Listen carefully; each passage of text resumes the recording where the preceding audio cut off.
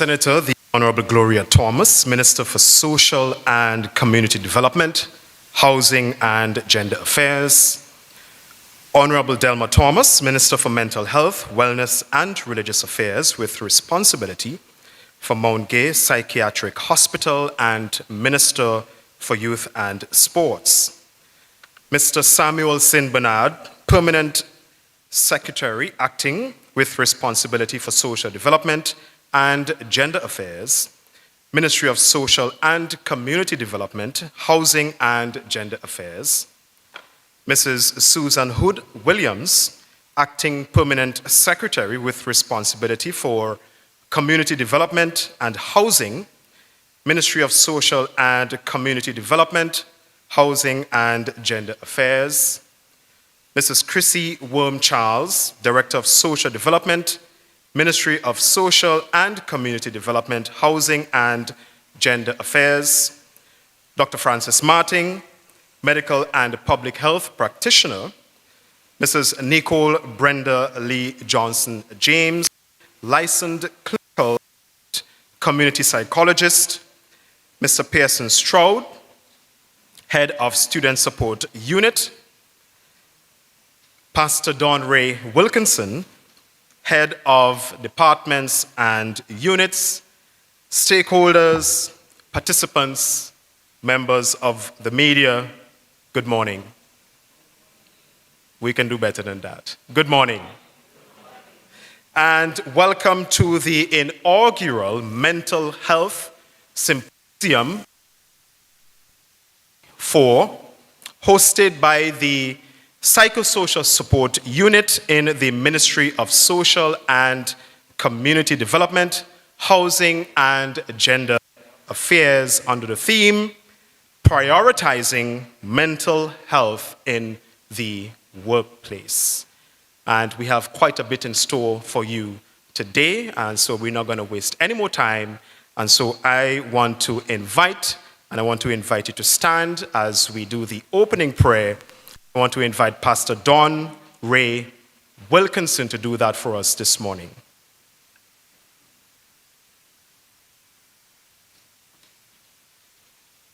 Good morning, government officials and specially invited guests, organizers, media. Let us pray. Almighty God, creator of heaven and earth, we thank you for who you are. And you have been so good to us, God. Even though we have gone through difficult times, even though we serve hard and we serve with diligence and we serve even at our own detriment at times, God, you see it and you understand. You know the challenges that workers face at the workplace, God, and I thank you for placing in the heart of the mental health department to have this symposium. God, I pray, God, that it would be a blessing. God, I pray, God, that it would be a time of refreshing. I pray, God, that you, Lord, would just minister to our hearts, God. May we come out of this session today refreshed and ready to work, ready to go forth and face the challenges that we will face. God, I pray, God, that you would continue, God, to give us your peace and your wisdom as we strive for excellence, God, in our workplace, God, as we take care of ourselves, God, so that we could be a blessing to others. God, I pray, God, that you, Lord, would take control of this proceedings. God, everyone that would speak, God, I pray, God, that you would give them clarity of speech. God, I pray, God, that we would be able to comprehend, but not just comprehend. I pray, God, that we would be able to apply what is being taught today. God, and I pray, God, that it would be a blessing for our lives. In Jesus' name, amen.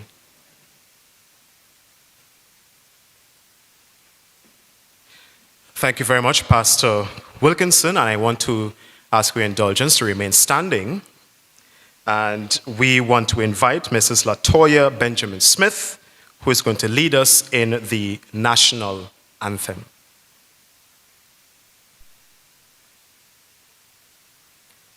Good morning.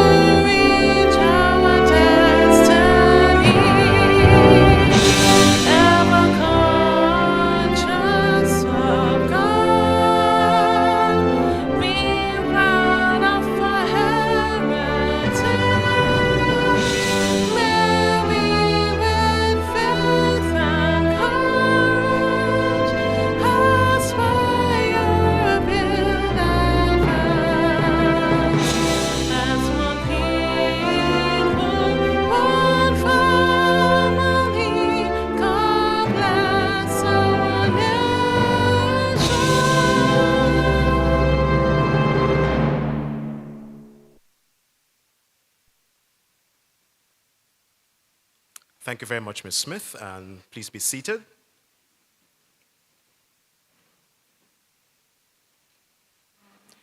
And now to do the official welcome for us this morning, I want to invite Mr. Samuel St. Bernard, Acting Permanent Secretary in the Ministry of Social and Community Development, Housing and Gender Affairs.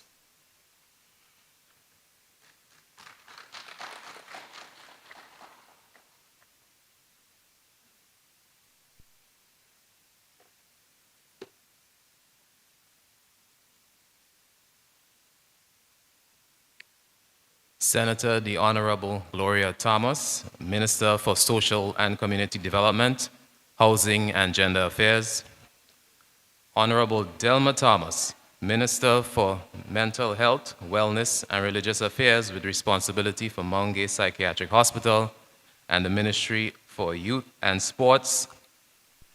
Mrs. Susan Hood Williams, Permanent Secretary with responsibility for Community Development and Housing, Ministry of Social and Community Development, Housing and Gender Affairs. Mrs. Chrissy Worm-Charles, Director of Social Development, Ministry of Social, Community Development, and Housing and Gender Affairs. Dr. Francis Martin, a medical and public health practitioner.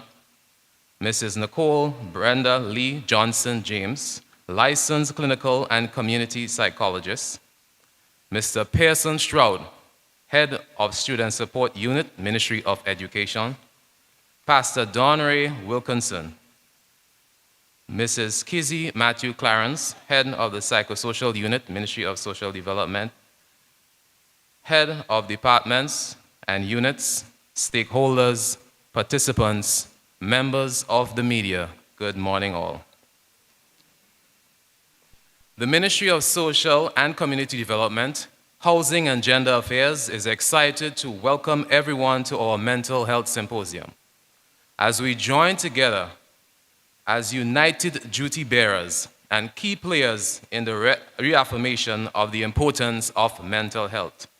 Essentially, as a ministry, we acknowledge the power and important role that we play in mental health in our lives every day.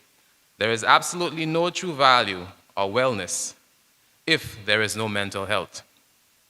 As we pursue efforts as ministries and organizations, social partners and actors, the time to solidify our approaches to ending stigma associated with mental health continues to be now in our present society.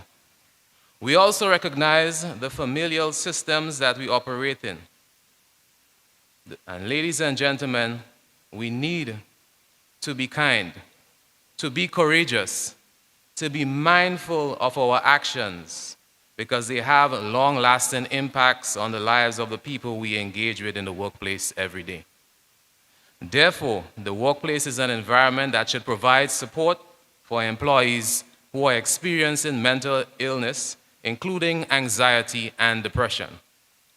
It should be a home away from home, since most of our working hours and time are spent there. For these reasons, creating communities of care is significant in promoting safety, healthy environments at work. We need to constantly try to co-create workplace environments that promotes positivity and reduce the negative imprints left on the psyches of others. There are many in this psychological arena who is of the belief that the next pandemic will be a mental health pandemic. They believe that mental well-being remains a medical blind spot compared to physical well-being. This misconception is what is creating the environment for mental health to creep up on us and possibly manifest itself as a pandemic. 43% of all adults suffer adverse health effects from stress, and according to the National Institute of Mental Health, USA, 75% to 90% of all doctors' visits are from stress-related ailments and complaints. So it is very important to consciously manage our stress levels. In the world we live in, there are many external variables that we have no control over. Potential stressors, for example, global events and global economic crises. But there are also a lot of stressors that we can manage ourselves. We must remember that it is not the event of our lives that stresses us. It is how we deal with them. We also must remember that the collective consciousness of the nation can significantly contribute to our resolve. We, the Grenadian people, are known to be resilient. It is a core value that helps us define ourselves as a people. We can truly say we are resilient, but can we really say right now in the present state that we are exercising that resilience? Can we feel comfortable with the path we are traveling now? Is our value system changing? Is our collective consciousness no longer collective? Do we truly look out for each other and value nationhood? I recently went on a mission with a colleague from the Ministry of Finance, and we were in a session sitting in a multinational Caribbean table. And the colleague from Montserrat said, Grenadians are the nicest people that's in the Caribbean. The colleague from finance whispered to me in a low tone, we are nice to outsiders, but we are not nice to each other. We have to ask ourselves, is that statement true? As a nation, we need to guard our collective value system. It is what we value that has the potential to stress us or bless us. What is true success? Is it material gains, but an eroding culture of nation that is classified as a friendly nation in the region, the friendliest nation in the region? Is that what we want to embrace? We need to value what makes us Grenadian, preserve and improve our traditions that worked for us. What we may fail to realize is that our coping mechanisms, our resilience as a people, is wrapped in our traditional value system. Our stress was managed by our way of life. Take, for example, the old adage, it takes a village to raise a child. That collective principle in operation prevented many children from coming into conflict with the law. The value system was collective. Therefore, wrong and right generally applied across the board. If you were corrected in school by a family member or a neighbor, and mommy finds out, more punishment in your tail. But now, our principles are divided. Students against teachers, parents against teachers. We are riding on different wavelengths, which creates the environment for a child to see what is bad as a go-ahead because an adult endorsed it. If an adult backs them up in wrong, it will perpetuate the bad behavior. The traditional collective consciousness of our values cannot stand to see a neighbor's child going astray or go hungry. But now, that's none of my business. A village raising a child was a support system that made stress management a we thing, not a normal business thing. What is happening to our traditions? Think about our traditional women, strong in faith and value. Things could be crumbling around them, but stress will never overcome them. Depression never rendered them incapacitated. You would hear them say, God will provide a way. I've never seen the righteousness forsaken yet. Everything works together for good to those who love the Lord. What we value dictates our attitude, and a bad attitude can distress us and the wider society. Why do we think a young man can pick up a gun and shoot another man? It's because his values, he values the protection of his ego above the life of another. He values money and material things above the life of another. If we see others as an extension of ourselves, it will be rather difficult to shoot them. We are living in a time where social media is considered extremely valuable by the younger population. The opinions of others commenting on a young lady's picture can plunge her into depression. The Facebook battle over political opinions can create tension that adds to the mounting stressors that bombards us every day. The ongoing battles inspired by different values is very pervasive, and the media is a conduit that channels these negative energies to the wider society. This leads to tension, further breaking down of our collective consciousness, and it is the enemy of nationalism. There are too many instruments of division among us. Let us see them for what they really are and address them together. If we don't preserve the traditions that worked for us and build on them, it would be difficult to avoid a mental health pandemic. Increasing our counseling staff is important, but if we don't delve into the root causes of the problems, demands will always dominate service. True development takes the inclusive approach. As one fall, we all fall. One rise, we all rise. Preserving the Grenadian resilience is wrapped in our value system. It is the best immunization against a mental health pandemic. Let us, as one people, one family, be more than just a line in the national anthem. And on this note, I wish you a fruitful and chillaxatious day, and I thank you.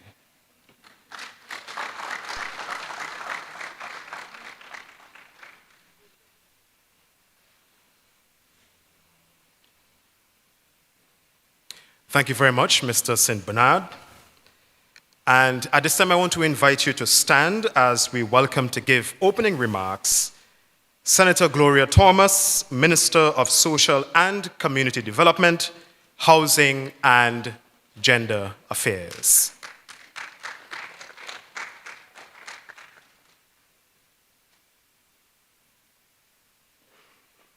Thank you, Mr. Master of Ceremony. Mr. Samuel St. Bernard, Permanent Secretary with responsibility for social development and gender affairs in the Ministry of Social and Community Development, Housing and Gender Affairs. Mrs. Susan Hood Williams, Permanent Secretary with responsibility for community development and housing in the Ministry of Social and Community Development, Housing and Gender Affairs. You may all have your seats. Mrs. Chrissy Warm-Charles, Director of Social Development, Ministry of Social and Community Development, Housing and Gender Affairs.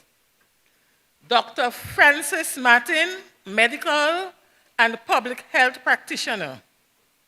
Mrs. Nicole Brenda Lee Johnson James, Licensed Clinical and Community Psychologist. Mr. Pearson Stroud, Head of Student Support Services Unit, Ministry of Education.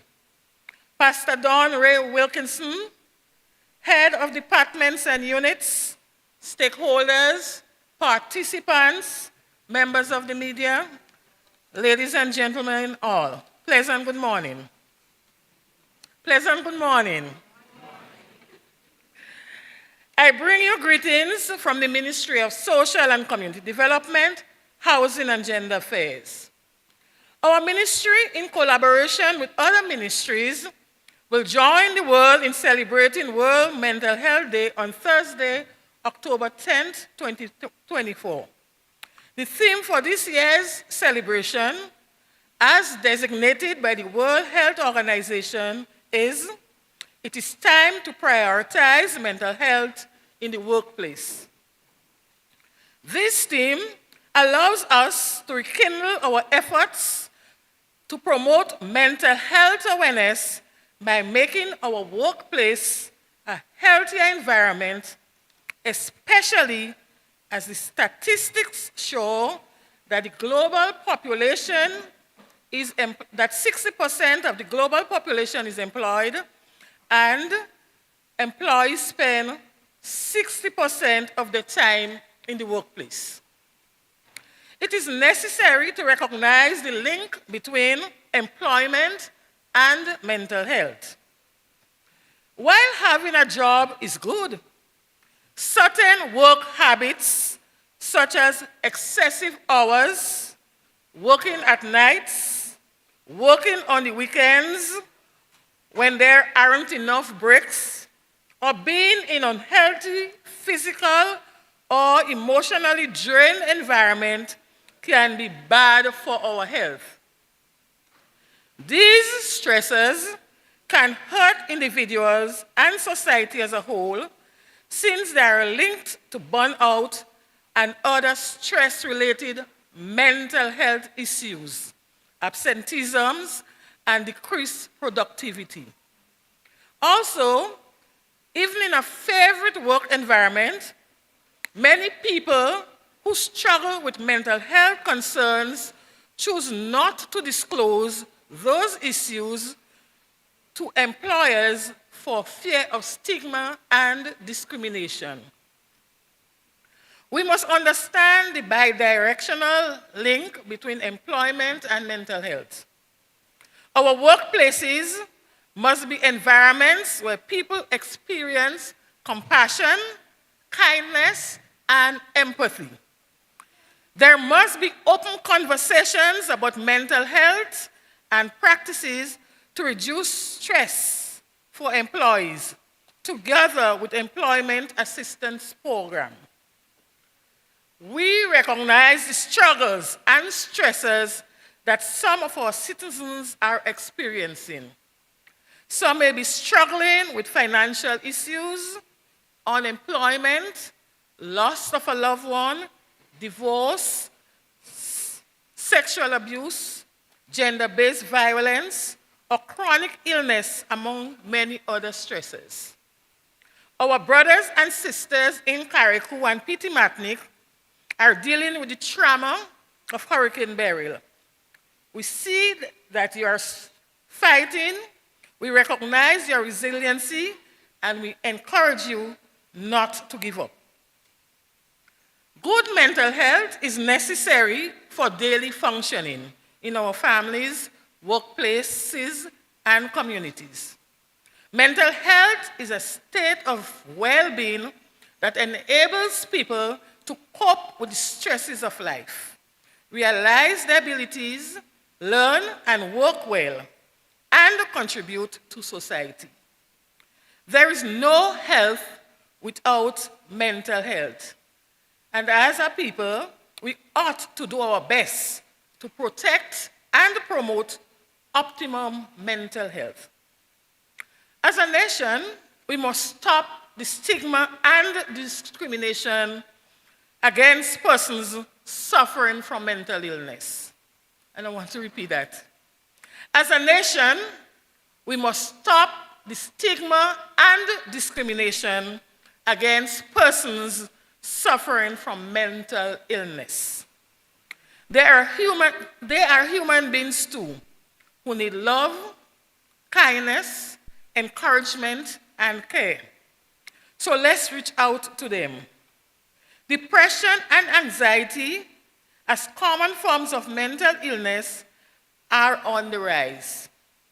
We each must do our part to encourage our family members, co-workers, neighbors, church brothers and sisters, partners, or anyone who is struggling emotionally and psychologically to seek help. The government recognizes the investment in mental health services at the national level, that it is extremely important.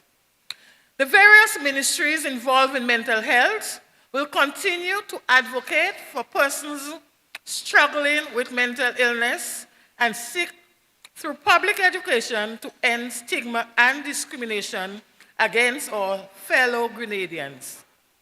Many people suffer in silence because of how society treats them.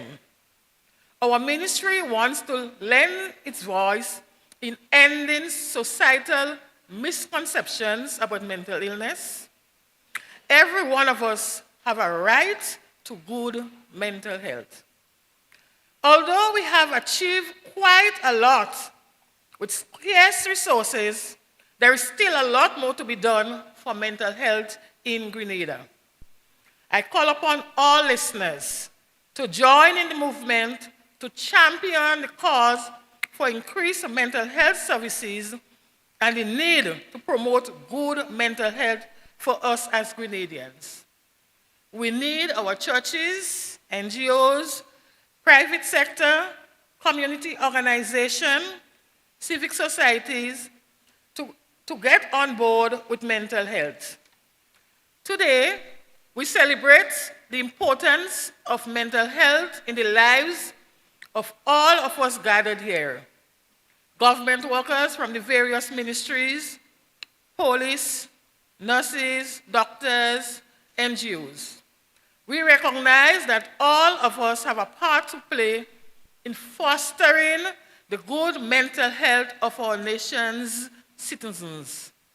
Today's session is also a reminder of the importance of self-care in our daily lives. Self-care includes everything we do to care for our emotional, physical, spiritual, intellectual, and social selves. This symposium will provide an opportunity to not just to learn, but also to relax, be pampered, and connect with each other. I implore you to make the best of today's session, and at the end, you should leave here better off than you came in. The ministry wishes you a successful and enjoyable symposium. Thanks for coming.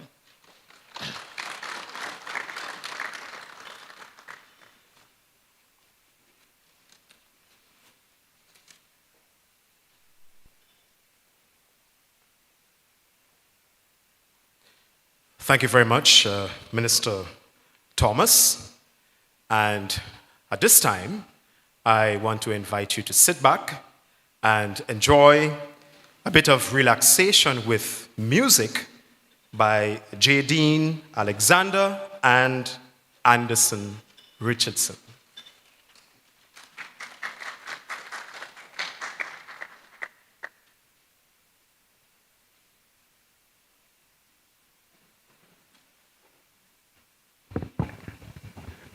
Thank you very much, Mr. Chairman. Pleasant good morning to everybody. Good morning to everybody. The name of our song this morning will be Goodness of God. So sit back, relax, and enjoy. You can sing along with us if you know it. Yes? Thank you. I love you, Lord, for your mercies never failed me. All my days I've been held in your hands. From the moment that I wake up until I lay my head, I will sing of the goodness of God. And all my life you have been faithful. And all my life you have been so, so good. And with every breath that I am able, oh, I will sing of the goodness of God. I love your voice. You have led me through the fire. In darkest nights, you were close like no other. I know you as a father. I know you as a friend. And I have lived in the goodness of God. And all my life you have been faithful. And all my life you have been so, so good. With every breath that I am able, I will sing of the goodness of God. And all my life you have been faithful. And all my life you have been so, so good. With every breath that I am able, oh, I will sing of the goodness of God. Your goodness is running after, it's running after me. Your goodness is running after, it's running after me. With my life laid down, I surrender now. I give you everything. Your goodness is running after, it's running after me. Your goodness is running after, it's running after me. Your goodness is running after, it's running after me. With my life laid down, I surrender now. I give you everything. Your goodness is running after, it's running after me. All my life you have been faithful. All my life you have been so, so good. With every breath that I am able, oh, I will sing of the goodness of God. I will sing of the goodness of God. Thank you.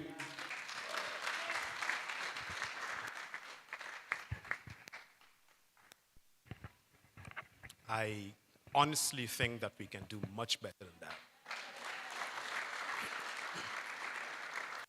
I will sing of the goodness of God. And want to say a special thanks to J. Dean and Anderson for such a wonderful. And at this point, we are going to have a talk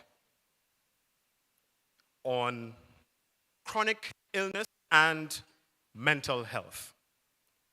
And this is going to be done by Dr. Francis Martin. And I just want to read a short biography of Dr. Martin.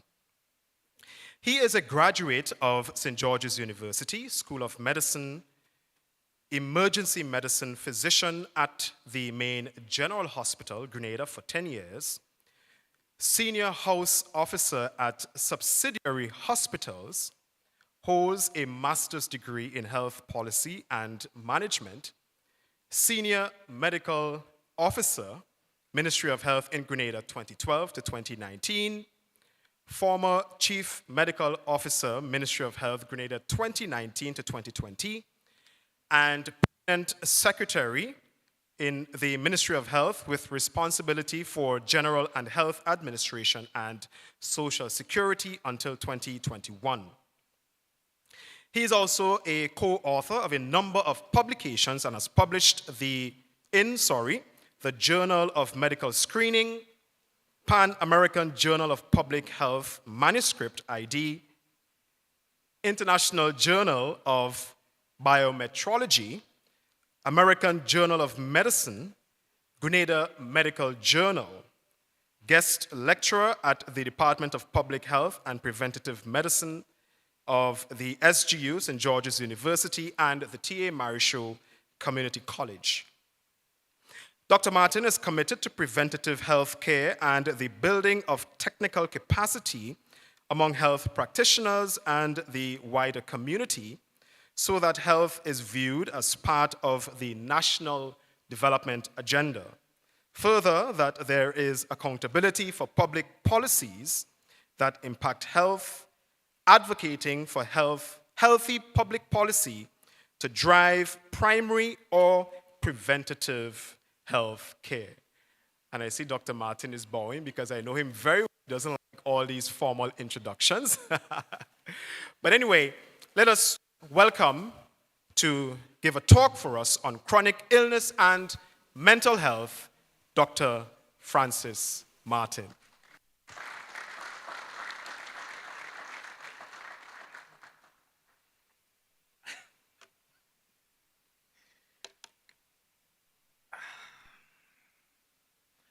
I hate introductions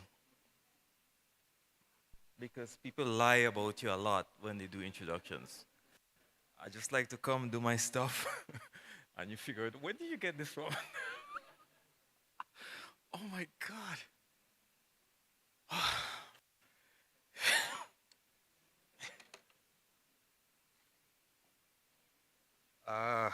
I'm just your humble servant.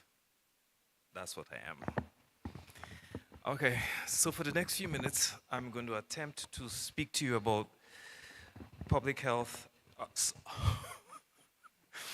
about mental health, and thank you,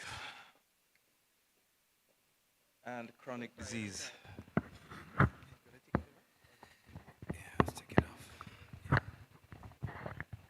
Thanks.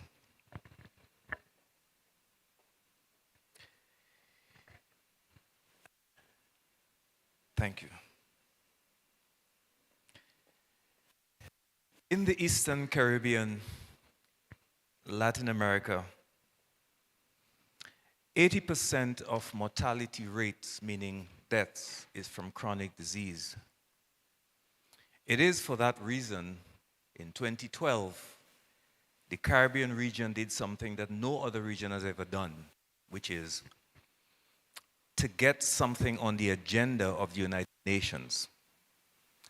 I had the honor and the privilege of accompanying our Prime Minister and Ministry of Health at that time to visit the United Nations because 80% of the mortality rate in our region was from chronic disease.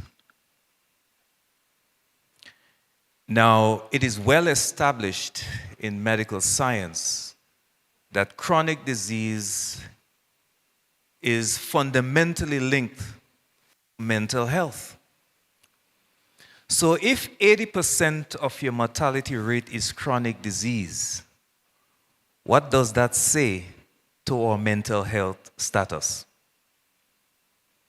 Because if it is linked to mental health, then it stands to reason that 80% of our people in the Caribbean have some sort of mental illness, which further means that 80% of you sitting here in front of me have a mental problem. No, that is not something simple. It's quite fundamental.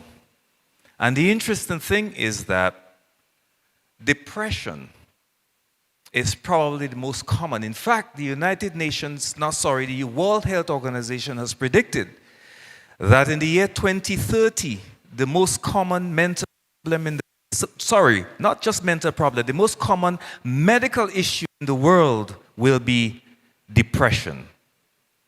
I encourage you to come along with me as we explore mental health and chronic disease. Chronic disease is viewed as any problem that exists beyond 3 months or longer and tends to get worse over time. That means a lot of our relationships are chronic diseases. Because they last more than 3 months and they generally get worse over time.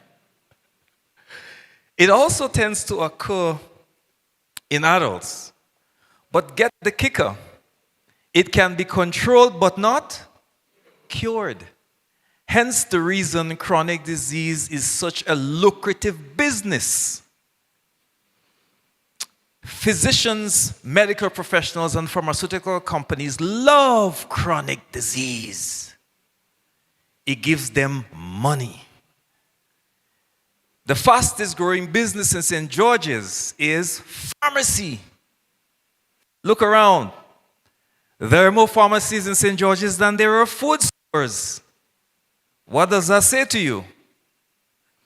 And you sit here nice and good, not concerned. But this is a big issue. Many years ago in 2012, when I started my public health campaign, I used to be saying, in 10 years, I will tell my son what school to go to, because I think in 10 years, people should get the message. And I will tell him, do not go into medicine because you're not going to make money. Well, 10 years have passed. And I will tell him, go to medical school. Because people aren't interested in their health anymore. People just say they're interested in their health, but when you actually look at what they do and the values that they place, they're not interested. I miss my colleagues in the public service. I feel at home because in the public service. I don't miss the work though, but I miss my people. I sat next to Pearson and I felt so at home. One day I suggested that we have a no elevator day in the ministry complex.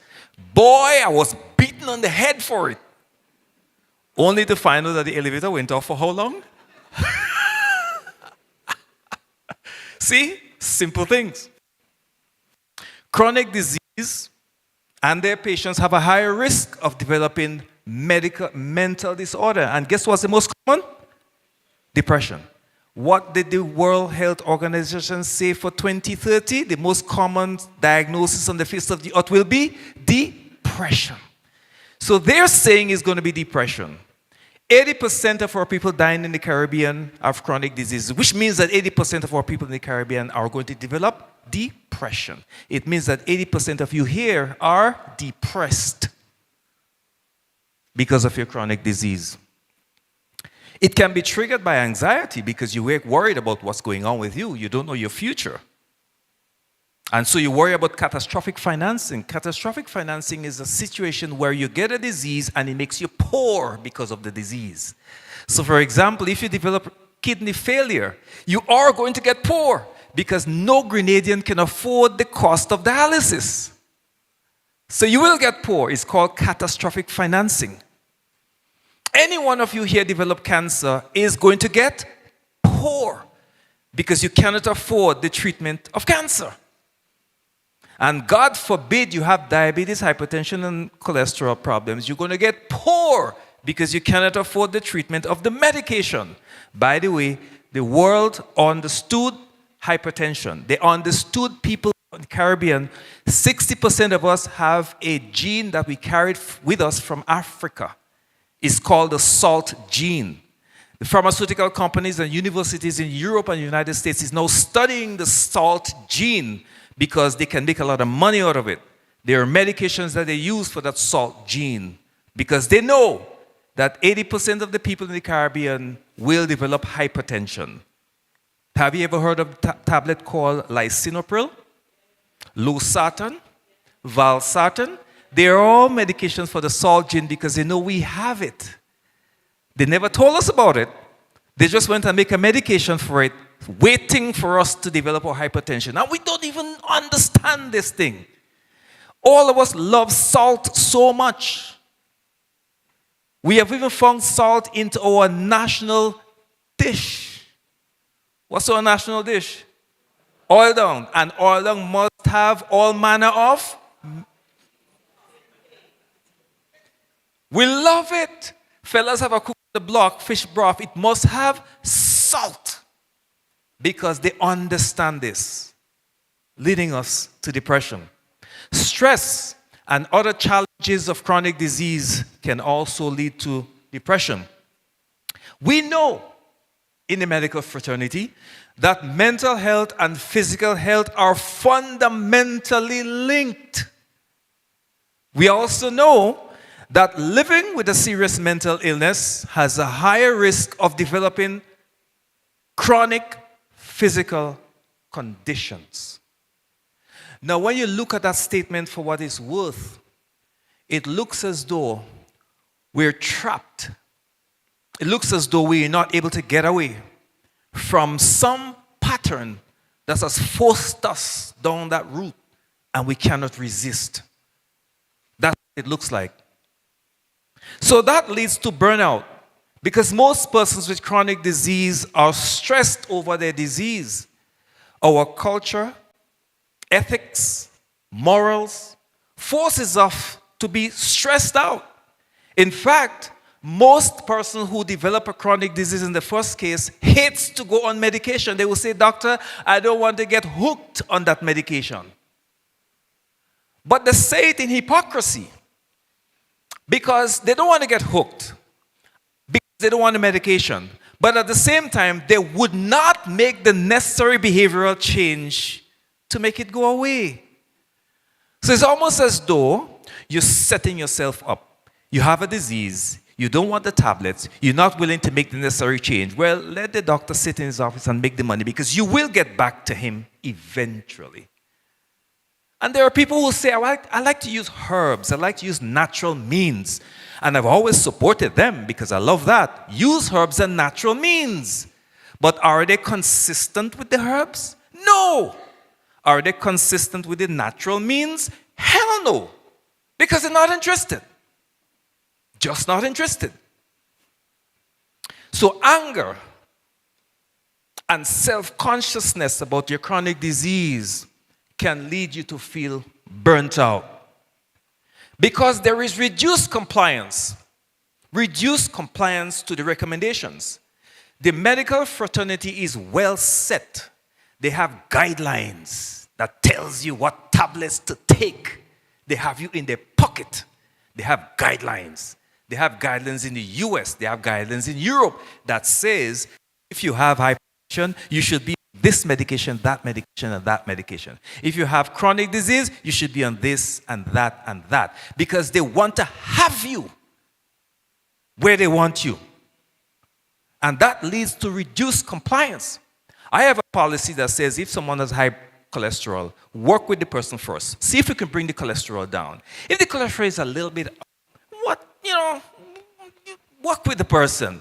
Now, the JNC guidelines and European guidelines, the pharmaceutical lady came by me a few weeks ago, and she says, well, if you get the LDL at 130, the guidelines now state you should get it at 120. What is that saying? They want you to be on their medication. They want to do this because they know your head hard. They know that you're not interested. People not interested in taking care of their health. All they want to do is to make sure that when they get sick, there is a tablet to fix them. That's all they want. So people are going to lambaste the government because the lab is not working. They go to lambaste the government because the X-ray department is not working. Lambaste the government because doctors are not in the hospital. But they will never lambaste the government for selling carbonated beverage. They will never say anything about selling fried chicken in a red and white box.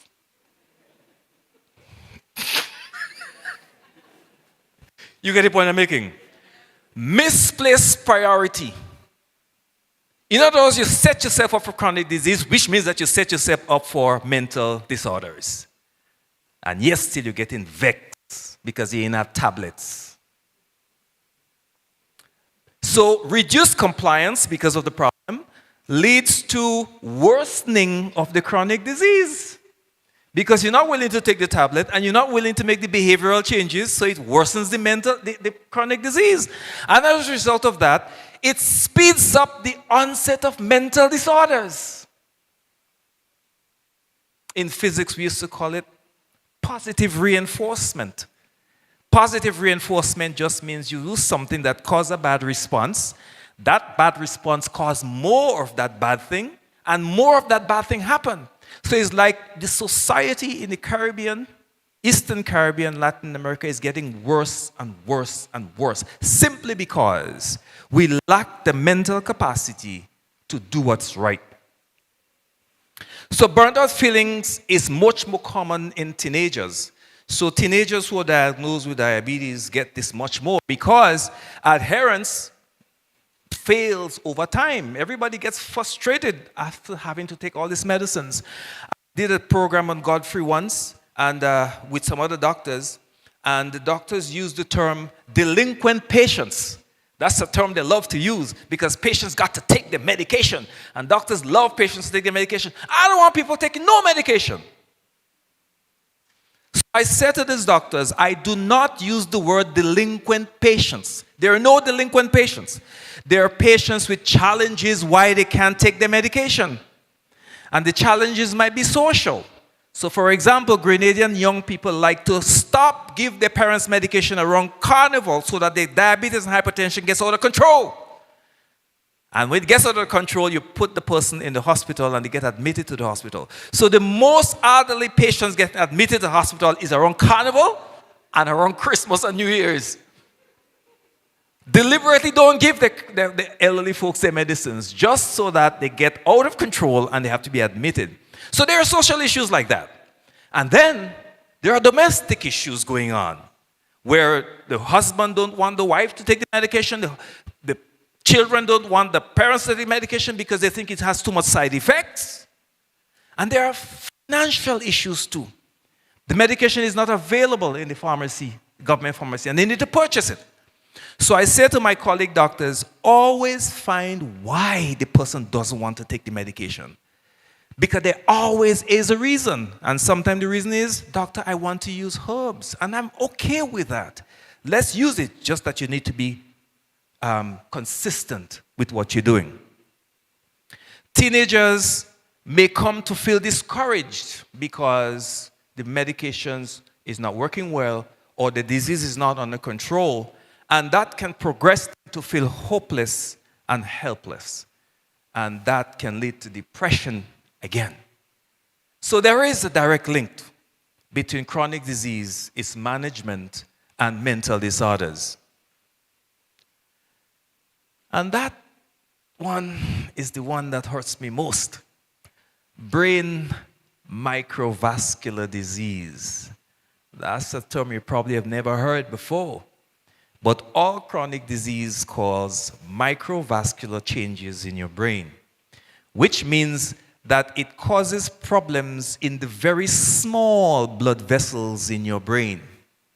Now, in medical school, we're taught that those changes occur in the eyes, microvascular changes in the eyes, because it leads to glaucoma, it leads to retinal problem, it leads to issues in the eyes. And there's a good reason why they teach us that in medical school, because microvascular changes in the eyes causes the ophthalmology industry to flourish. Because they have ophthalmologists who can do surgeries in the back of your eyes. There's optometrists who can give you glasses. So they're aware of this. And they also said that if you have microvascular disease of the eyes, 100% of the time you also have microvascular disease in the kidneys. So your kidney is going to become damaged and is going to fail after a while. The medical fraternity loves this because they have nephrologists and they have dialysis, which is multi-billion-dollar industry, dialysis. They love it. As a matter of fact, our healthcare system is so structured that we trained kidney specialists. We train them, we send them to school to train to be kidney specialists.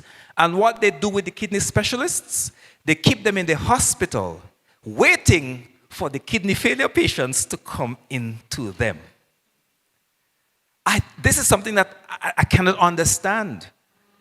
Well, sorry, I shouldn't say I don't understand it. I understand it because that's what we want. Instead of training a kidney specialist to go out and say, let's stop kidney failure, Go into the communities, go into the villages, talk to people, go into the churches and talk to them about how to stop kidney failure. We don't do this. We keep the kidney specialists in the hospital so that when people develop kidney failure, they can come to him. Now, colleagues and friends, this is the real life that we're living. And we need to have our people responsible. We need to hold them responsible. But we're not interested in holding them responsible because no one talks about it. We train people to be cardiologists, which is heart specialists. And where are the heart specialists sitting? In the hospital. They're not in the communities teaching people how to keep your heart healthy. No one is interested. Think, people, think. Microvascular disease is a disease most common in older adults. Young people can get it too, but it's most common in older adults.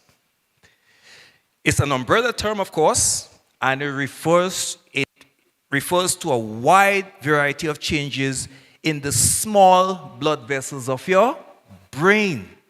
Remember I said it happens in your eyes as well, and that leads you to have retinal problems, eye problems. It also happens in your kidneys, as I said, that leads to kidney damage and eventually kidney failure. But it also happens in your brain. Every organ that you have, it happens there. And depending on the severity of those changes and also depending on where in the brain this is happening, it can cause a range of complications. And that's why you need to understand that if 80% of the people in the Caribbean have chronic disease, then it means 80% of the people in the Caribbean will suffer from these. Difficulty focusing. Difficulty focusing. You might say people behaving kind of stupid, but it's because of the chronic disease. Cognitive impairment. People have difficulty making the right decisions and doing the right thing. Yesterday, I attended to a lady with chronic disease. She has all three of them. And you know, mine, she kept saying, "Doctor, I don't know what to do again. No, I don't know what to do again. I'm eating good. I'm doing what I have to do, but the thing is not being..." And you can see she's genuinely confused about what she has to do. Because on some days she's good and some days she's bad. And I don't blame her for it because I know she's suffering from microvascular disease of the brain. And if the microvascular disease of the brain is happening in the cortex, which is the upper part of the brain, then she'll develop stroke and she'll develop weakness in the limbs and so on. But if the microvascular disease is happening in the midbrain, where as Dr. Pearson will say, where the emotional part of the brain lies, then that emotional part of the brain will malfunction. So she's going to get confused. Her ability to reason will get confused. Her ability to have memory and emotional issues will also be affected simply because she has microvascular disease of the middle part of her brain. And that's normal. So she could develop stroke as well, depending on where it's happening. And there's a possibility she might develop Parkinson's disease, microvascular disease of the brain. And get this one now, that is very common, Alzheimer's and senile dementia. How many of your old folks you know have dementia? And some of us young folks are already showing signs.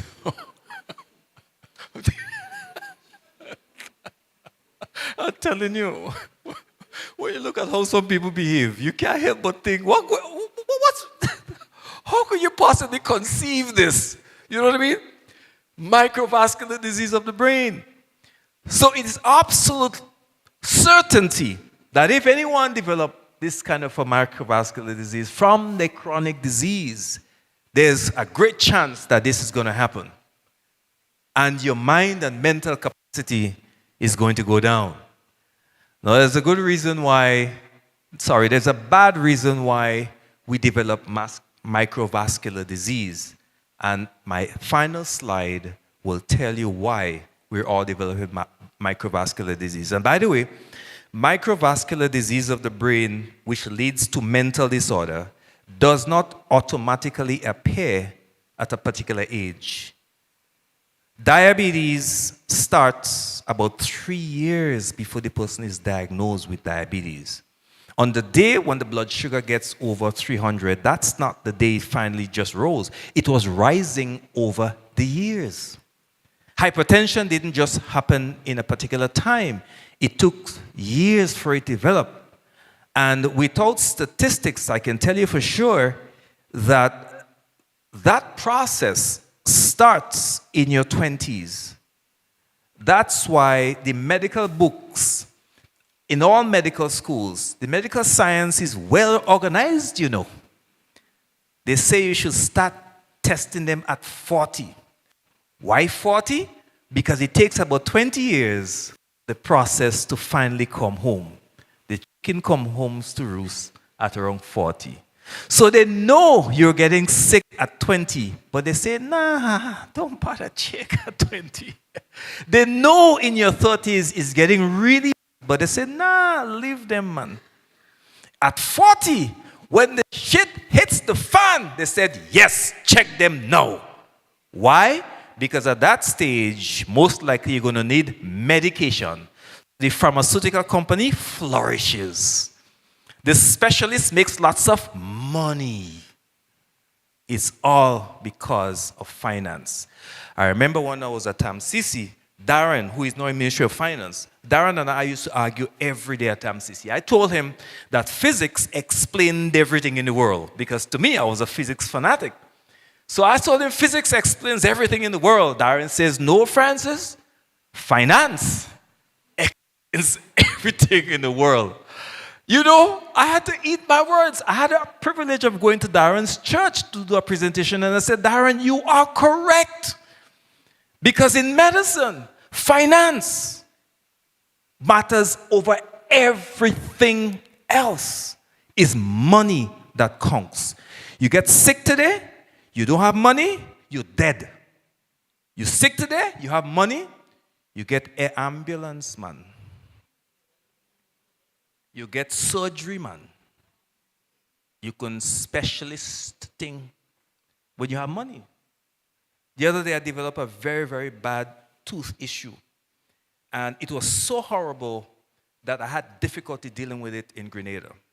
I called a friend of mine in the US and I said, come to Grenada and operate on my mouth. I called St. Augustine and says, I need to book a theater. Now tell me, who poor person could do that? And by the way, don't get me wrong, those of you who know me know my story. So you understand, I grew as a very, very horrible poor person in horrible conditions. The way I grew, I was not supposed to become the person I am today, because the society does not encourage people how I grew up. I don't know how I got out of it. Well, I actually kind of know, but there was an old man who was a Seventh-day Adventist who took me under his wings and made me become a young man. And that's why I'm here today. But society said that people like me was not supposed to succeed.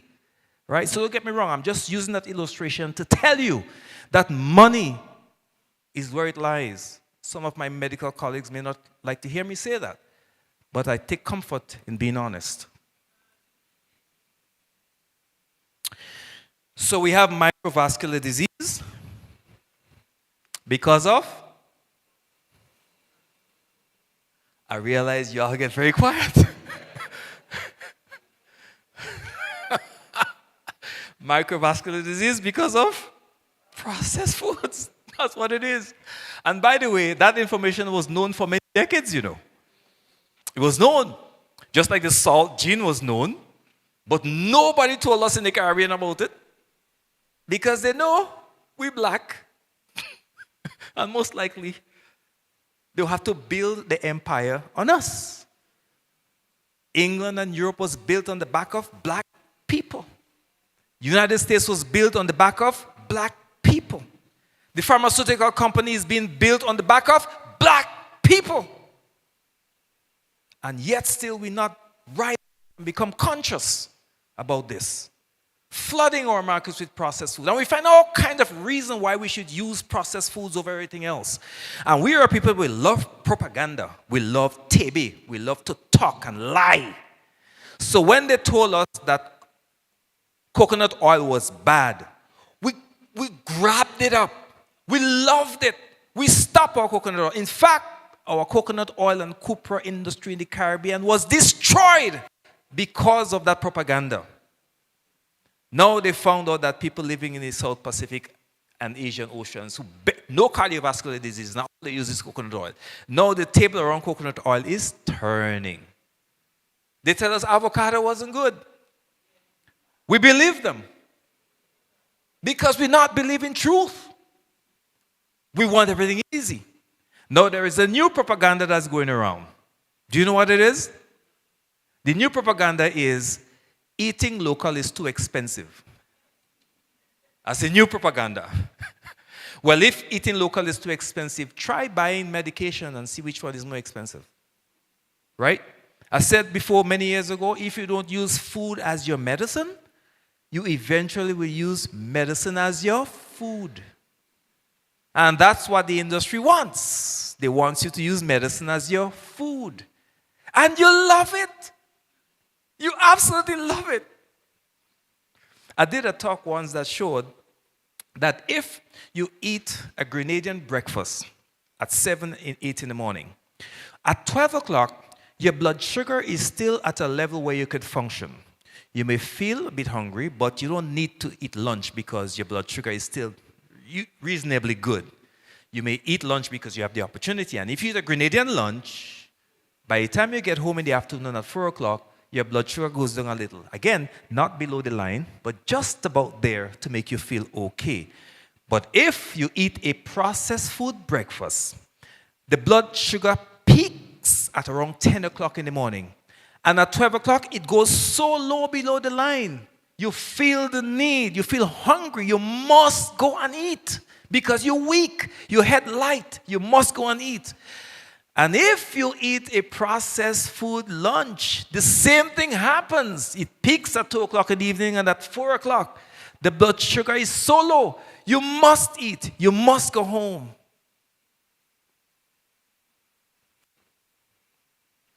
Most chronic disease, and certainly the common ones, are attributed to the use of high fructose corn syrup and most disease can be attributed to high fructose corn syrup and why? Why so? Why? High fructose corn syrup and soybean oil is found in more than 90% of all processed foods. Why is that so? Why has the manufacturers chose to put high fructose corn syrup and soybean in almost everything processed? Why? Because there's a few things about high fructose corn syrup. High fructose corn syrup is sweet glucose.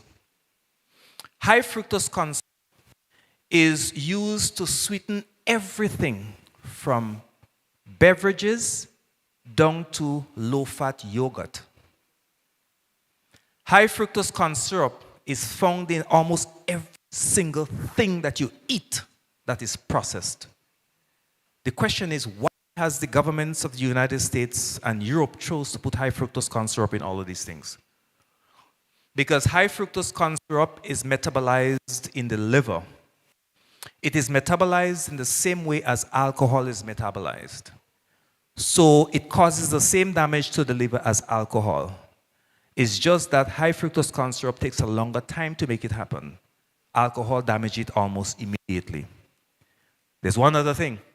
High fructose corn syrup decreases a hormone called leptin.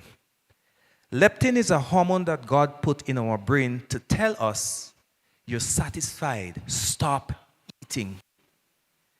So if high fructose corn syrup over your lifetime decreases your leptin over and over, what does it cause? It causes you to want to eat more and more and more. In fact, when the physiologists study the physiological pathway of high fructose corn syrup when it enters into your body, the pathway that it uses is the exact same pathway that narcotic drugs use for addiction. So high fructose corn syrup makes you addicted to the foods that you eat. And that's why we naturally choose processed foods over local. You are programmed to use processed food because you have been exposed to high fructose corn syrup since you were 6 months old, when you were weaned from your mother's breasts. You're programmed. So you have no choice. You're programmed to do so. High fructose corn syrup puts lots of pressure on our pancreas to produce insulin to metabolize this sugar. Over the years of the insulin of the pancreas being bombarded by high fructose corn syrup, the pancreas being overloaded by high fructose corn syrup, the pancreas being forced to produce insulin beyond its measure by high fructose corn syrup. That's why when diabetes is diagnosed, almost half of your pancreatic cells are dead. So high fructose corn syrup leads to diabetes and chronic disease. So that's how they got us. Soybean oil. Soybean oil is also there in more than 90% of the foods that we eat. Why are the governments of the United States and Europe interested in putting soybean oil in everything? In fact, you go to the supermarket now and you see vegetable oil, right? Of vegetable oil, what do you see there? Check it. You're going to see soy. And soy is genetically modified to produce lots of estrogen. And that's another conversation altogether. I have another lecture because we're exposing our children to estrogen. So much. We're exposing our boy children to estrogen. Ladies have boy child that she say, he don't like milk now, it's soy milk he like. And so these mothers are feeding their baby boys soy milk, which is estrogen laden. The rest is history. I leave it there. This is a serious matter. When I do my men's health lecture, I go into more detail about it, but this is serious business. But for the purposes of this morning, the soybean oil is hydrogenated fats. Hydrogenated fats leads into high cholesterol. So these people are putting high fructose corn syrup to give us diabetes, and they're putting soy products to give us high cholesterol. Hence the birth of the term chronic disease. And if you choose not to use processed food, they have a way to get you too. Because they put it in the food and agriculture industry to feed animals. So even if you eat the chicken and the beef and the pork from Europe and the United States, you're still getting it. They made sure that they have 100% way of getting it to you. Making sure that you get diabetes. Making sure that you have high cholesterol. Hence, making sure that we get hypertension because all of us have the hypertension gene in us. And instead of teaching us about the hypertensive gene and the salt gene, they went and make a medication waiting for us because they know we're going to get it. And eventually, microvascular disease in the brain, and if the microvascular disease happens in the emotional part of the brain, hence mental disorder.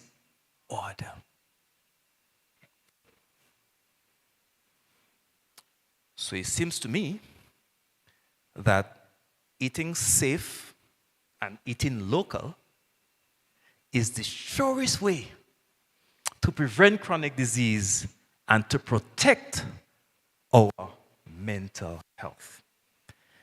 So to me, the only way to protect your mental health is to eat local. And the only way you can tell anybody that you are not forced by any person and that you're making your own decision on your diet is when you eat local. Because local means that you're not succumbing to the forces out there that force chronic disease on you, knowing very well that you're going to develop microvascular disease in the emotional part of your brain, knowing fully well that you're going to develop macrovascular disease in the voluntary part of your brain, leading to stroke and mental disorder. They know that very well. Brothers and sisters, I thank you.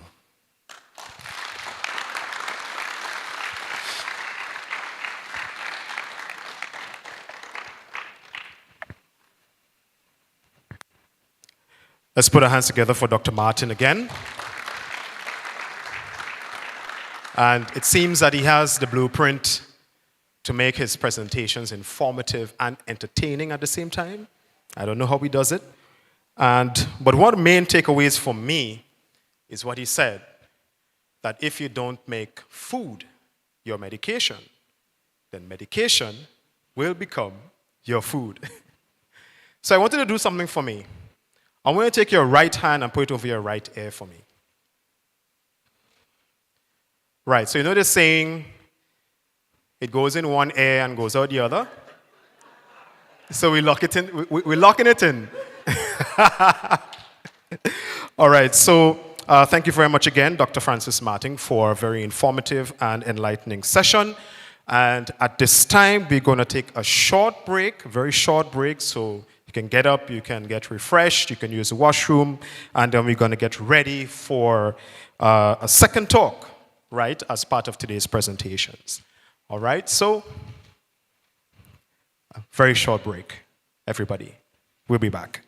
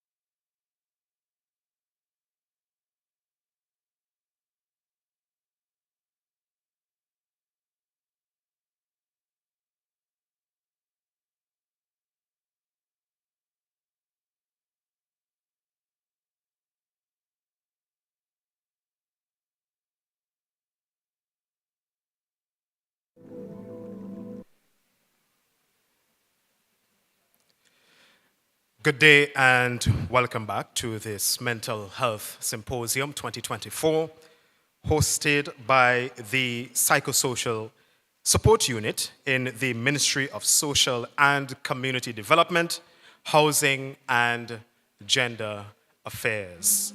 And we are going to continue with our program for today.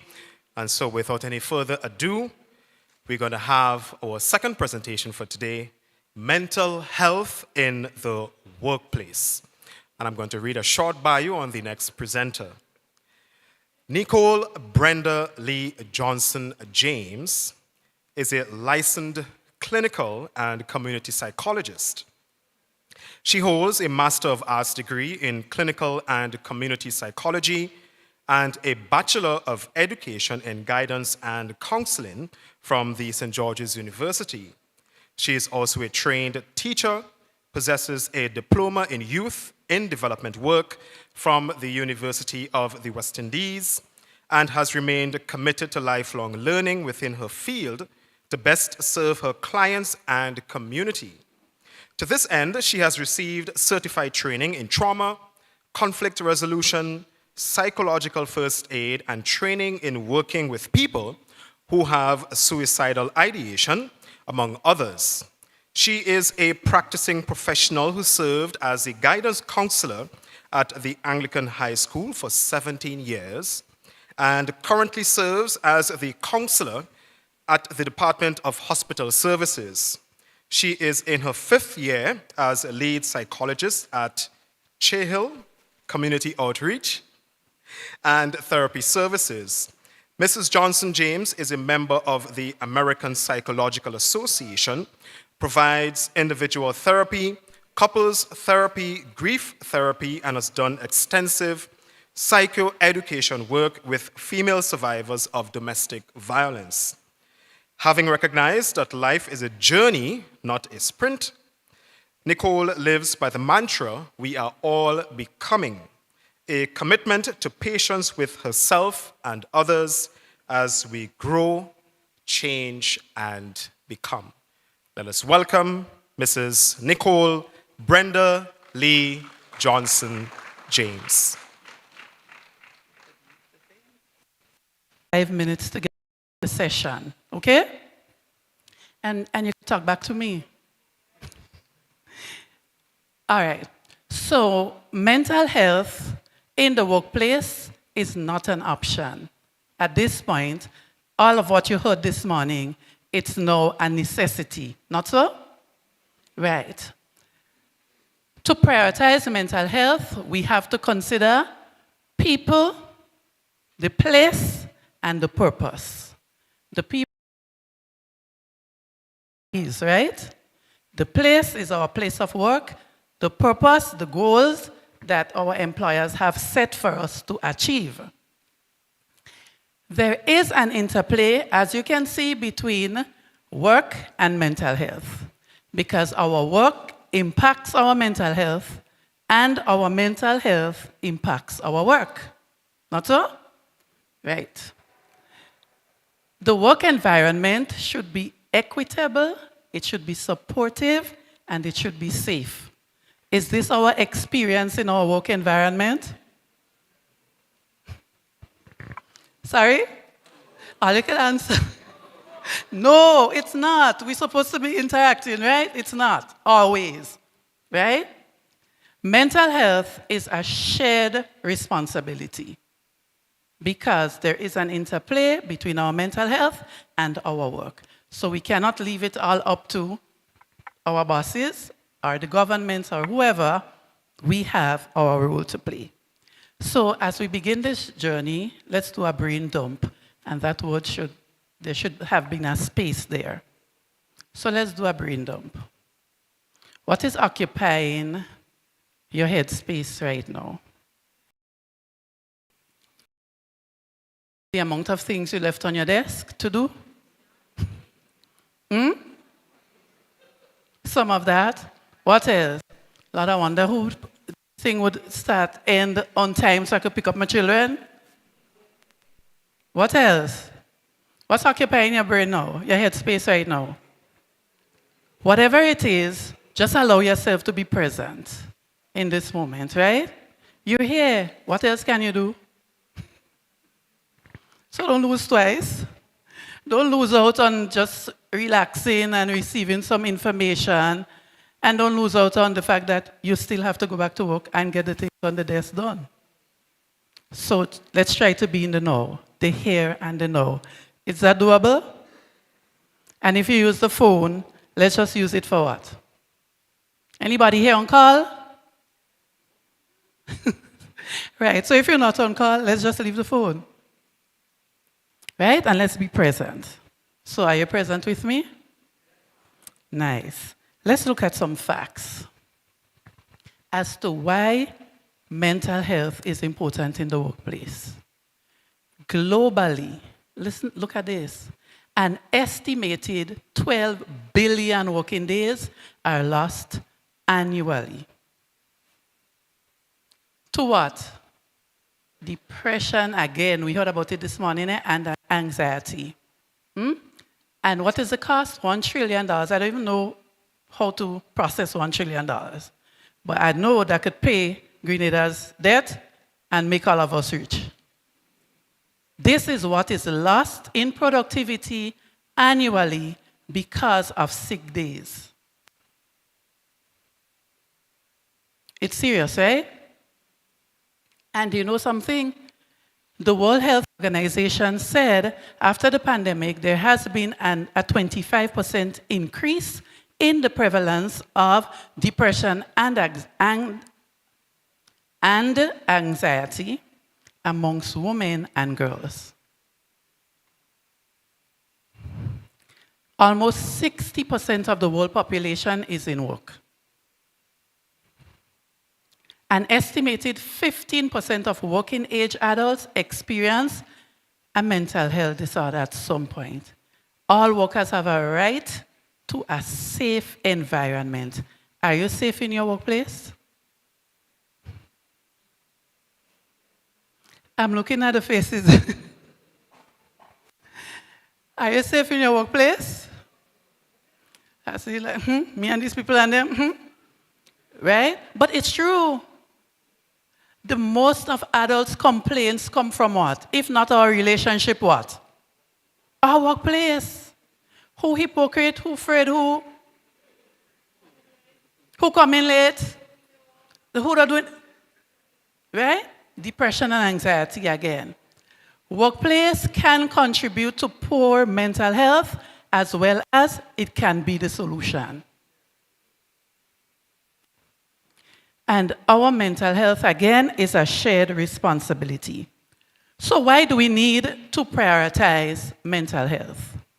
Employees' well-being has a direct impact on performance, job satisfaction, and overall organizational success. That is why, as we go through the presentation, we have to think about people, place, and purpose. If we prioritize mental health, there would be what? If you eat, it's on the board. Enhance productivity and your blackboard, you're gone. Not so? Your blackboard, you're gone. Not so? You're going to greener pastures. You're going to greener pastures. You're going where you feel comfortable. And communication. So the amount of I talking to who and who this and that and me and everybody people inside there, we would be having less of that. Overworked and that's the part, the undervalued part. Listen, some of you give your best to your work and not your families. Oh God, I just running back on work Saturday, Sunday, but you have your family. 4 o'clock, you're at the desk, and I'm not saying we're not supposed to make certain sacrifices. That's not what I'm saying at all, right? But then you do that, and then to be undervalued, where you have to kind of sort out your own mental health, right? Jobs that are stressful They're monotonous or they're otherwise just emotionally draining. Everybody just coming to you, they want. It could be overwhelming, right? Unsafe or poor physical working conditions. We hear on the news quite often union reps clamoring for more days that contribute to our mental health in our workplaces. Comfortable to let your boss know that, I have been clinically diagnosed with depression or anxiety. Who's comfortable to do this? Nobody? I see one little hand, but the little hand still down here, right? Because we know what could possibly happen. Even if our bosses do not discriminate against us, it might be the co-workers. And you know the language we use about mental health in Grenada. What would be, you hear? She crazy, right? Well then, there are several crazy ones of us inside here, because according to the World Health Organization, 1 in every 4 adults. So you see me, Mr. Strode, Miss here, Pastor Donre, one of us has something going on. And it's not me.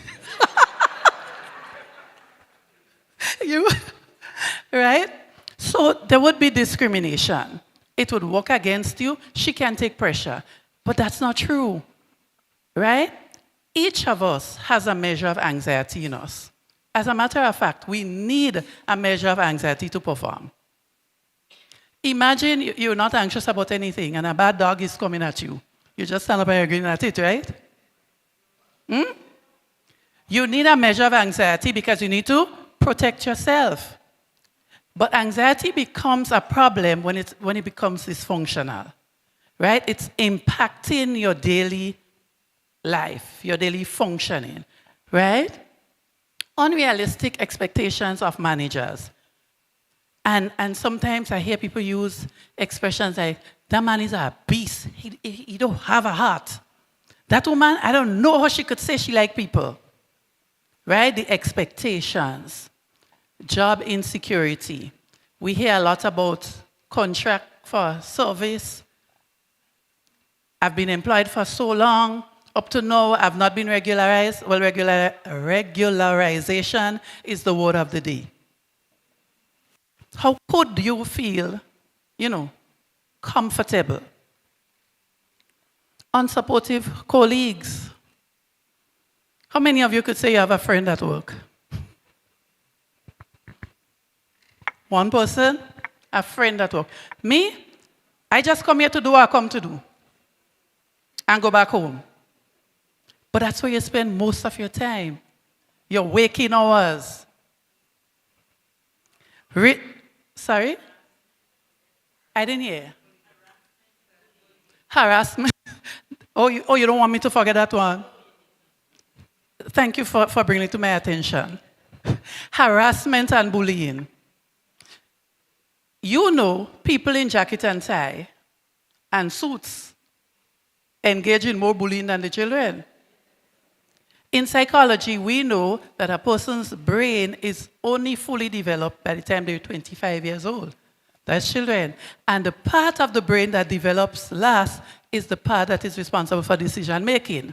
So when we see children carrying on, we just have to love them and guide them because their brain is not yet fully developed. But when we talk about hardback man and woman in the workplace, spiting and harassing and doing stuff, we have to hold these people accountable. Right? And of course, we have to think about behavior is data. That's what psychologists and researchers and who use data. Behavior is data. So your behavior tells about what is happening to you. Rigid work schedule with inflexible hours. So how can our mental health now affect our work? Right? We talk about the place just now, how it affects our mental health. We're talking about the person now, the people. If our mental health is intact or not intact, it would impact our job performance. Imagine you're clinically diagnosed with depression, you have some low days, you have some high days, or anxiety, you're constantly worried, this will impact your performance. Engagement with your tasks, communication with colleagues. Again, we hear people make statements, she's sour, sour, sour. Or he's sour, sour, sour, he angry, angry, angry. Right? Could you go to this office and tell so-and-so this or ask me that? I don't agree with that person now. It impacts our communication at work with each other. It impacts our daily functioning. And of course, it impacts our decision making. So, we see how the interplay takes place between our mental health and work and our mental health. What are some of the stressors that weigh us down as employees and employers? What are some of the stressors? And we carry these things every day. Sometimes for some of us, all of it. We have our financial stressors. Yes, we're employed, but maybe we give value, but we don't get the money in return, the salaries, right? We have children, you have your mortgage to pay, the bills to pay, all sorts of things. It weighs you down. Dr. Martin spoke again about the bills for the health, right? Our health. Some people come to work and they have all sorts of chronic diseases. Our relationships, our intimate relationships, our relationships with our children, our relationships with our families, anybody. We come to work every day under all this pressure. And then the things that are going on with us internally. Our own unresolved childhood issues. Some of us, there are things that we have never shared with another person. We carry that every day. And we have to perform. Well, all of these things lead to burnout. Because we're human beings and we can take so much and no more. So how do you know when you have gotten to burnout? You see you started strong, right? Just a little spint. But as the pressures come upon you, you start to bend. Chronic fatigue and exhaustion, and this list is in no way exhaustive, right? Isolation, you start to retreat. Reduced performance, easily frustrated or irritated. And you hear some people say, so he feels shot, so she feels shot. Right? Disturbance in sleep. Whether you cannot fall asleep and remain asleep, or for some people, when they feel overwhelmed, they just sleep a lot. So the increase or the decrease, once it's a change in your behavior, it should be of concern. Frequent illness, chronic headaches and muscle pains, loss of interest in activities that you once enjoyed, and increase in the use of substance. Now, you have to be able to monitor yourself. You carry you wherever you go. You have to be self-aware. You have to know when you're crashing. And you don't have to wait to reach the point of crash. You know when things start to change, and you need to give yourself some attention. Now, we cannot talk about signs of mental health and not talk about suicide. Right? So just briefly, some signs.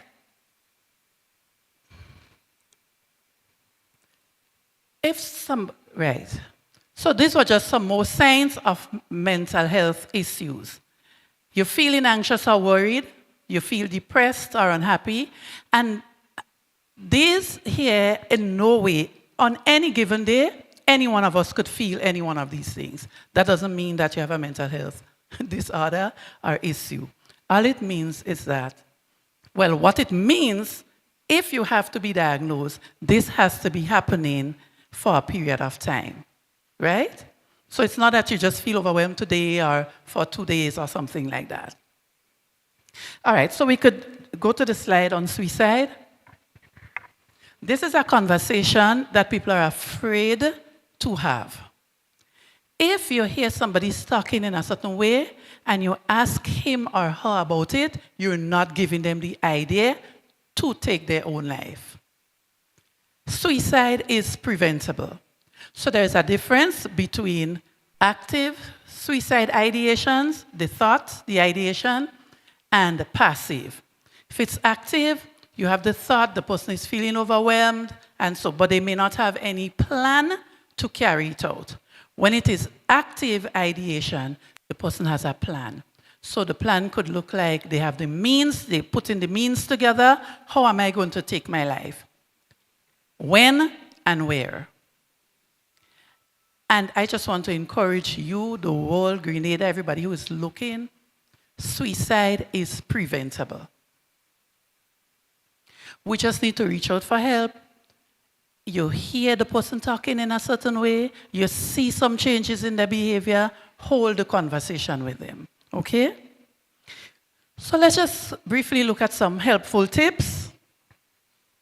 What you can do to preserve your mental health during the day.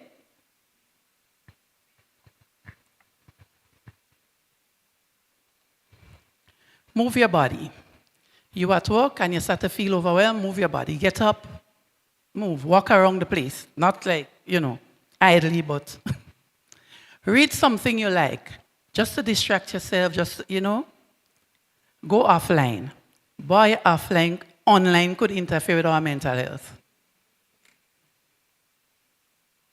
Right? And there is no telling what you would see when you go online on the people work. Engage in some grounding exercise. And the grounding exercise could look like going on YouTube and just pulling up a relaxation video that is just playing so softly and gently in the background. You can remove your shoes, let your feet touch the ground. Well, and of course, you have to be in a clean environment and all of that, right? Or just breathe in. We cannot be in two inconsistent states at the same time. You cannot worry and breathe. You cannot worry and relax at the same time. So if we engage in some deep breathing. Chat with a colleague. If there is nobody on work you have a cordial relationship with, I am not concerned so much about the people on work. I'm more concerned about you. Practice gratitude. And disengage from unhealthy behaviors. You know the people on work you're not supposed to be around. You know. We're adults. We know those who always have some story. Or they always have the tea. You know. Disengage during the day for your mental health, right? So if you are having thoughts of suicide, we're looking at helpful tips, right? What you can do. Seek professional help. Yes, put it back up. Use your support system. Each and every one of us, we're supposed to have a support system. Whether it's in the family, in the church, in the workplace, your friends, there must be a person or two people you can rely on or go to. Practice and maintain your self-care routines. And these days, everybody about self-care. As though self-care is just going for a massage. That's self-maintenance. That's maintenance, doing my nails and that maintenance. Self-care is taking care of you, especially what is going on here. And we're multi-dimensional, right? So you don't just take care of the physical. How about the other aspects of you, your emotional side? Some of us don't even want to touch that part, right? Engage in healthy coping mechanisms. We don't drink excessively. Don't go on Facebook and just cuss people and just throw word and say, engage in healthy coping mechanisms. If you know somebody who shared with you they're having thoughts of suicide, or probably by just hearing them speak, ask them about it. Be there for them. And you see this thing that most Grenadians tell people, it's annoying. This be strong. What does be strong mean? No, you see, nobody could answer me. What does be strong mean?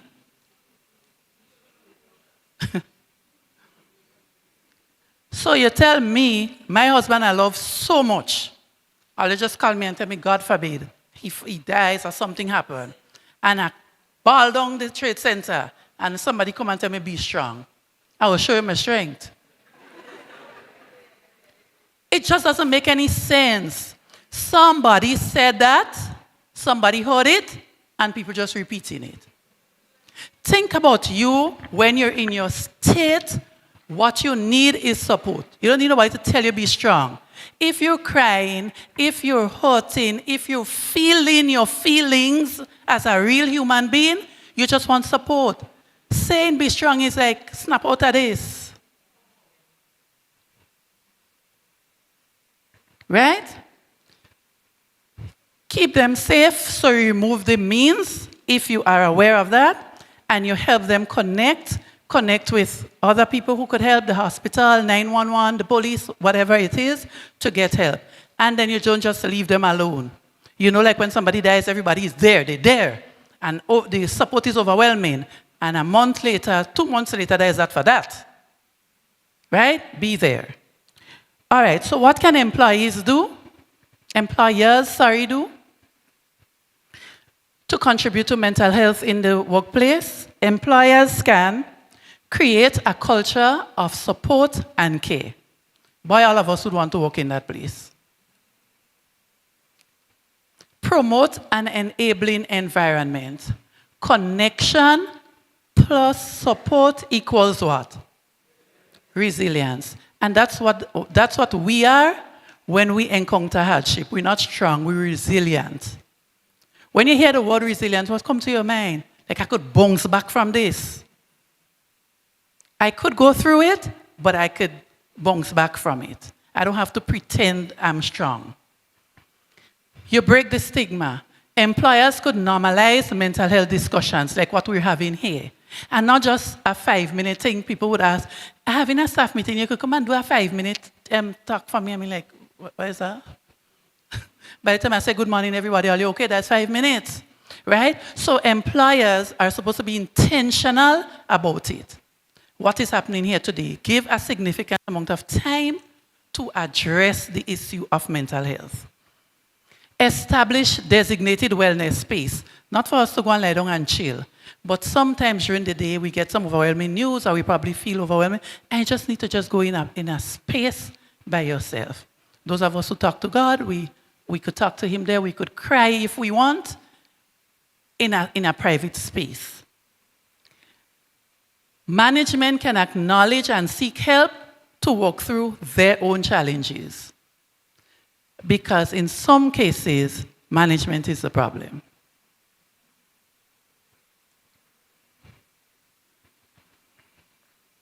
So let's go. You develop and maintain a healthy work-life balance. And a healthy work-life balance, there is the 8-8-8 rule, 8 hours of work, 8 hours of sleep, 8 hours of hard working, honest work, right? Honest work. 8 hours of sleep, and then the next 8 hours, you distribute to your family and your friends, the 3 Fs, your family, your friend, your faith. And then the next 3, you distribute to your soul, right? And to service. We distribute it, okay? Offer basic mental health training to managers. Managers and supervisors should be able to just sort of like have basic information to notice when something is not right, right? And check in with tact on the staff, not in everybody present. Hey, Pearson, I ain't find you looking at yourself today now, in front of everybody. Who would respond to you? Right. Be more flexible and empathetic. We need to care for each other. Listen, we're all we have, you know. We are all we have. And you don't know what could happen to you. On work, something could happen, God forbid. You need somebody at work to help you. And of course, employers could provide employee assistance programs where you go to therapy and they pay for it. And, you know, they put policies in place because they care. A culture of support and care. Encourage self-care practices again. And I want to remind you that connection and support equals resilience. We need to connect. It was at the bottom of the next one. We need to connect with each other. We need to support each other at work. And that's how we would build our resilience. So, ladies and gentlemen, shame dies. Oh, what employees can do. Sorry, I went ahead. What employees can do. So that's us, what we can do. You can establish and maintain healthy boundaries. If you know you're not supposed to do this, you're not supposed to do that. If you know 12 o'clock is your lunch hour, take your lunch hour, you know hero. The ILO, International Labour Organization, they fought for this for us. Take your lunch hour. It's part of your mental health, right? Prioritize your mental health during the day. Ask for help when needed. You don't have to go around the whole office, but there must be, again, somebody you can connect with that you can ask for help. Practice gratitude. Be grateful. Stop complaining. Listen, we are becoming a people of complaints. I know there are things to complain about, right? But then every day, you know, somebody, oh God, as you meet them, their spirit heavy. It's like, God, nothing is going right for you. Seek professional help to work through your personal and unresolved issues. Forgive others. You want somebody on work, maybe when you just started, they didn't treat you well, you walking with that every day? Every day? Develop and maintain a healthy work-life balance. You have a life outside of work. Hold yourself in warm regard. How many of you hold yourself in warm regard? How many of you just sit with yourself and acknowledge how far you've come? Not what people do for you, like you and God alone. And, you know, look at me now, right? You know that kind of thing? Hold yourself in warm regard. Treat yourself well. Speak to yourself the way, you know, we like to fix things for people.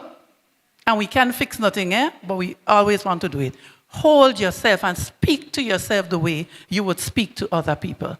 Be intentional about your self-care practice, right? And when we say self-care again, not self-maintenance, right?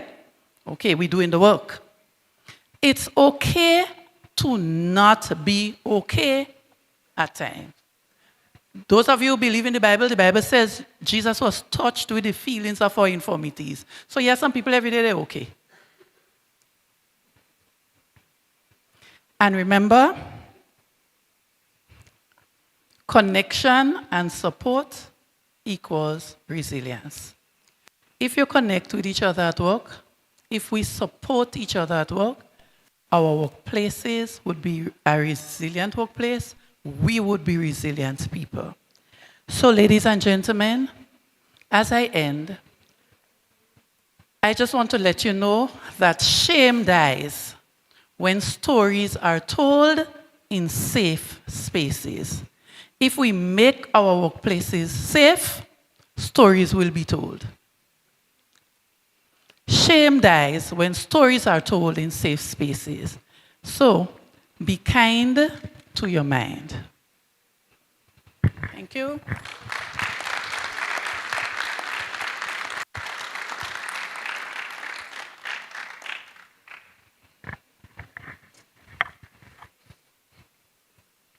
Thank you very much, Mrs. James. Let's put our hands together for her again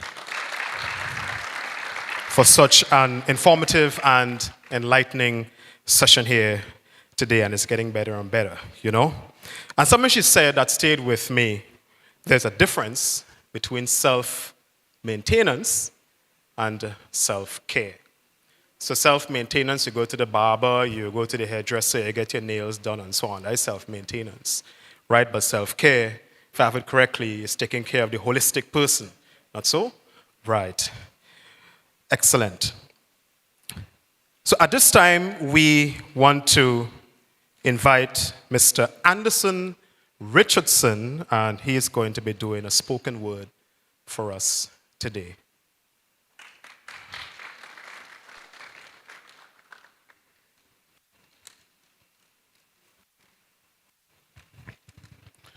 Pleasant good morning to everyone again. And I just want to do this piece that I wrote, and it's so appropriate for today, and it's titled Hope Beyond Depression. Hope Beyond Depression. Depression is real, and its effect we sometimes feel. The struggle to do or not do. These thoughts affects me and you. Appearing to be genuine and an angel of light, it sometimes blocks our very sight. Offering us a comforting kiss, I dare you friends, watch that beast. It affects us most at our lowest moments, where negative thoughts are most dominant. The time when hope fades and life no longer makes sense, depression says, my friend, jump over the fence. It says, give up on life and all your passion. This world is hopeless. Let's take some action. Take your life. Go rest in peace. The thoughts propagated by that wicked beast. My friends, lift up your heads and look upwards. It's the most crucial step in moving forward. Listen carefully. Someone is speaking. Hope wants our attention, but we are not listening. He says, you can make it, my friend. Please hold on. It's your darkest night, just before dawn. Your sorrowful tears, I took note of. Now I say to your situation, back off. Your nights of torments will be no more. You'll have sweet sleep. Rest on my pillow. My blessing to you is for all to see that there is success for those who trust in me. I am hope, and I know your name. Walk with your heads high. Don't be ashamed. I know your needs and when to supply. So stop getting bitter, weary, and dry. Do not allow any situation to kill you. I am hope. I will deliver you. I am your friend and is with you in every situation, whether in pain, grief, or against that beast called depression. Thank you.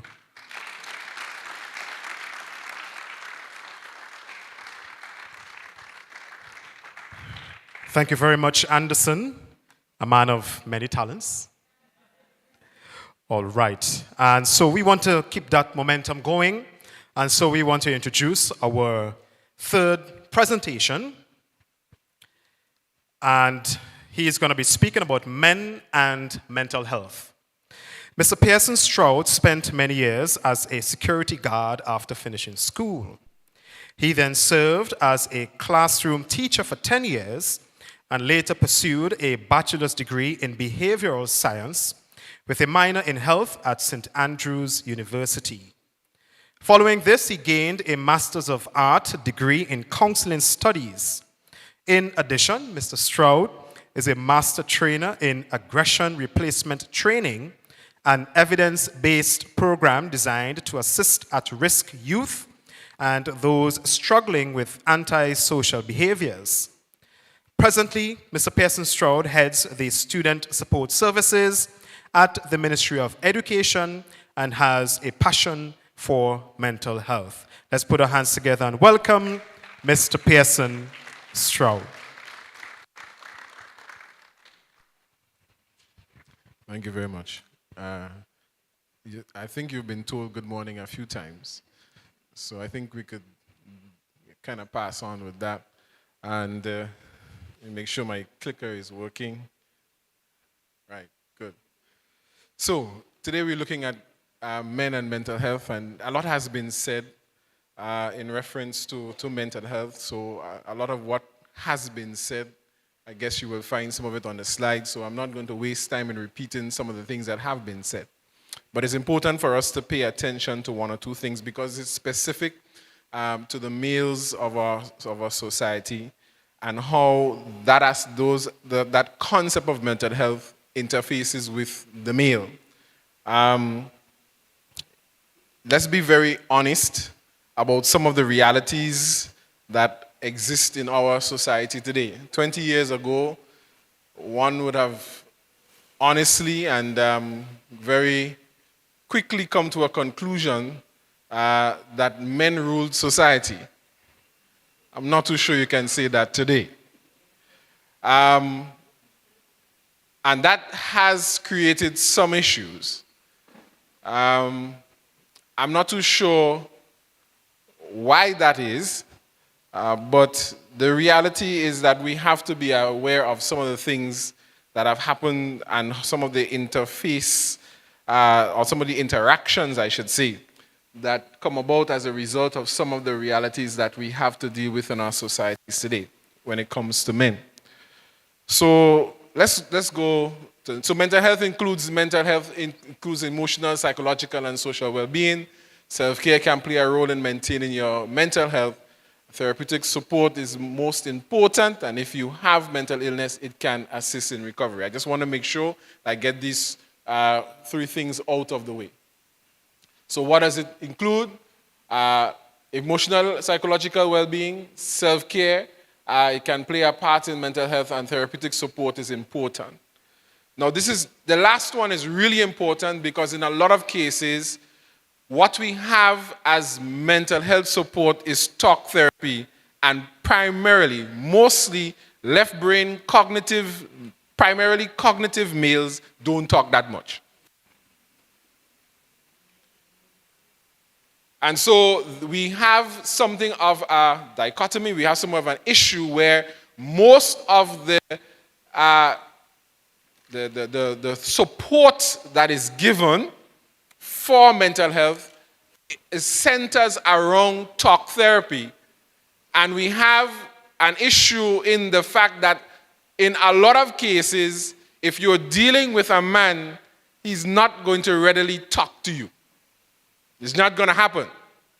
Now, men are not built necessarily to talk, primarily because they tend to be, or we tend to be, I think I'm one, primarily left brain, primarily cognitive, primarily solution-based. And so if you're dealing with a man, it's very important that you understand that his orientation is to come to solution, not necessarily process. Talk has a tendency to deal with process. Because you want to talk about it, how do you feel, what's going on. For a man, in a lot of cases, you're wasting my time.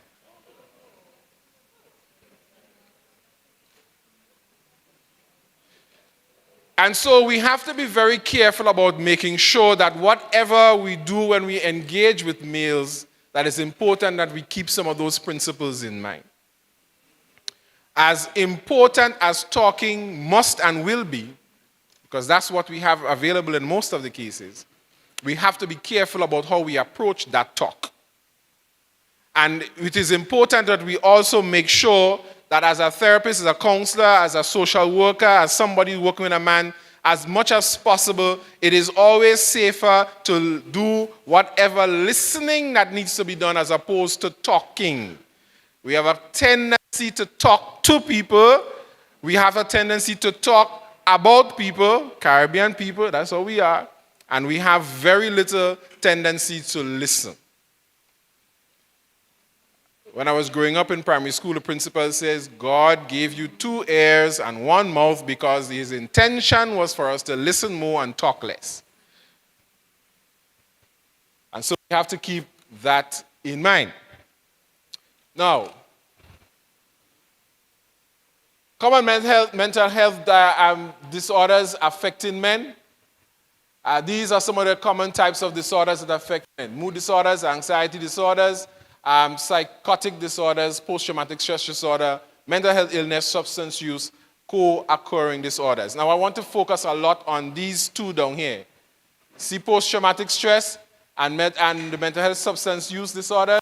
In a lot of cases, we have to pay very close attention to this because in many cases, because the male, again, because of his tendency to be left brain and cognitive, most of his work he does in his head. And he concludes and he takes his time to figure this out, and unfortunately for him, he determines in a lot of cases and in many cases in our society that he needs to self-medicate. Because it is not the orientation to necessarily deal with the issue as opposed to get rid of the issue. And so the conclusion is if I drink it out or I smoke it out, it will somehow go away. Newsflash, it doesn't go away.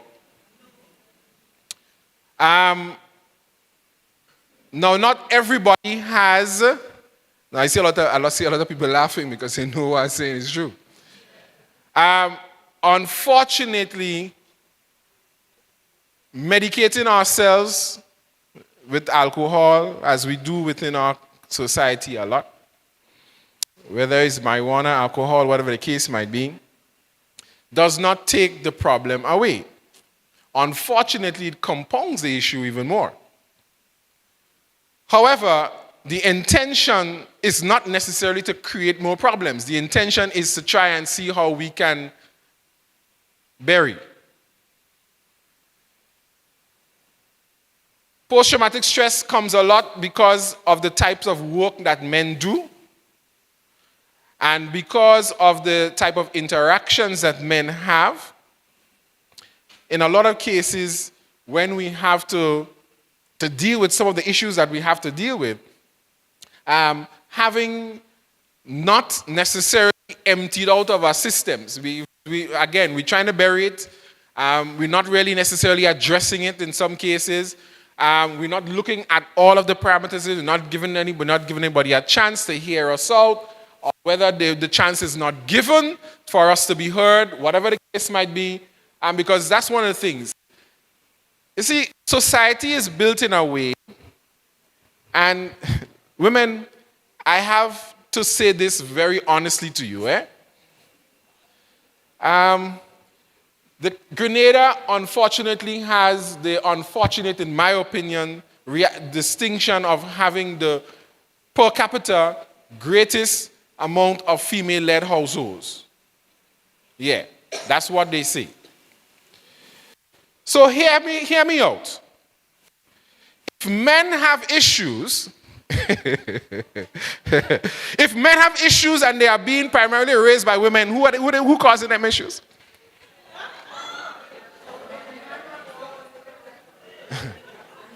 I don't know. I did not say anything. I asked a question. The absent fathers. All right. Okay. So that might be very well true. That might be very well true. But we have to be very careful about that reality because a lot of what is happening is perpetuated, unfortunately, by women. I have noted, no, hear me out. I didn't say cause. Listen to my words. I did not say cause, I said perpetuated. Listen to me very carefully. What do I hear women tell their sons, for example? Don't let you do that. Have you ever heard that?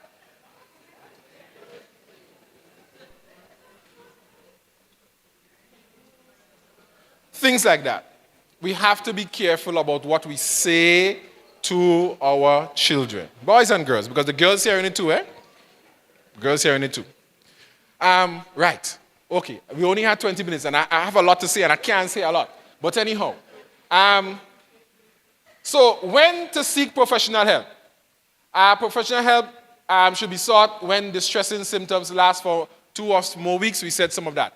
You have difficulty sleeping, difficulty concentrating, appetite changes that result in unwanted weight changes, loss in interest in things you usually find enjoyable, struggling to get out of bed in the morning because of mood, inability to perform usual and daily functions and responsibilities. We kind of went through all of that. I'm not going to spend, Doc spokesman, Mrs. James spoke about that. Men's mental health and health disparities. Now, so what are some of the social vulnerabilities that happen to men, not only primarily, but in terms of how it affects men? Poverty, emasculation, men and boys adapt rather than seek help, and tough it out rather than take a step back.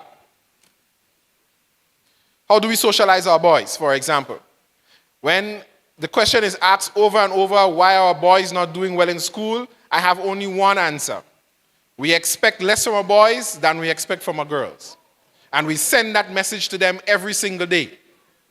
Let me explain to you why I say this.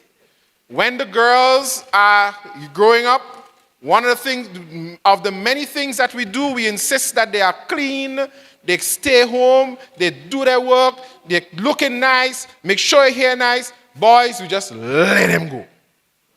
You've just told the girl that she needs to be disciplined, and guess and tell me what you need most to do academic work. Discipline. Just told the girl pattern, structure. What you've just told the boy, anyhow. Tell me which one of them is going to help the child do well in school. Not all parents. We know about generals. We know I can't address everybody, but I'm speaking to the issues that are creating creating some of the problems. COVID-19, especially based on the research, affected men a little bit more in the ways of what the isolation did to men. And so people who were in the security forces and so who got a chance to be out, it didn't affect them. But for men who, in a general sense, were cooped up home for too long, it affected them in a very negative way because of the isolation. Men have a tendency to want to seek, to want to go, and to want to move. And so that, in a very specific way, COVID-19 affected men in a very serious way. Now, I'm coming to some more interesting things. And let me hear now. Result outcome, increases health and mental health concerns, substance misuse and abuse, and difficulty setting into patterns and commitments. You hear that one there? You see that last one there?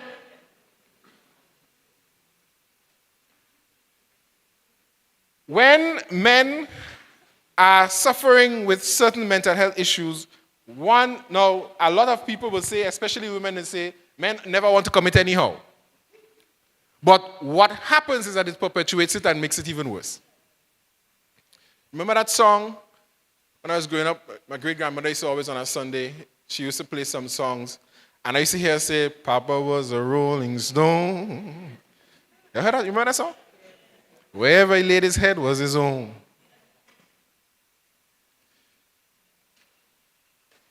If we are not careful, and we continue to allow these patterns to take hold in our boys, there is going to be a continued perpetuation of mental health issues. And we all have to get to the place where we understand that as we grow older, there needs to be a sense of sticking and a sense of commitment. One of the issues I have, I always speak when I speak to men, just with men alone. I don't say certain things when I have women around. But when I speak to men and when men and I are speaking, I always say to them, I won't go into detail, but I will say this. Be very careful that we are not perpetual adolescents. We cannot afford to be perpetual adolescents. We cannot afford to be perpetual adolescents. We have to be very careful. You cannot forever continue to run. Because not only is it going to affect your physical health, it's going to interfere with your mental health as well. It's going to mess you up really bad. All right. So, suicide and depression, some of this came, World Health Organization said, men account for 70% of all suicides. More than 90% of people who die by suicides struggle with their mental health. Researchers estimate that up to 60% of people who die by suicide have major depression. So there is a correlation. I didn't say causation. There is a correlation, meaning there's a relationship between people who have depression and persons who either have suicide ideation or actually commit suicide. And you notice 75 men account for 75%. Now, there is a dynamic here you have to pay attention to. Account for the 75% of all suicides. Those are successful suicides. In other words, men, when they go to kill themselves, just do it good. Women don't do it so good. More women attempt, but men are more successful because when they do it, they just well do it real good. And they use methodologies that are sure. No man ain't going to take no pills. You go put a rope in the neck and bang, one time game done. Don't play with them things like that. Again, a man is primarily left brain and he is solution focused. If he's going to do it, he's going to do it in a way that he's going to get it done right.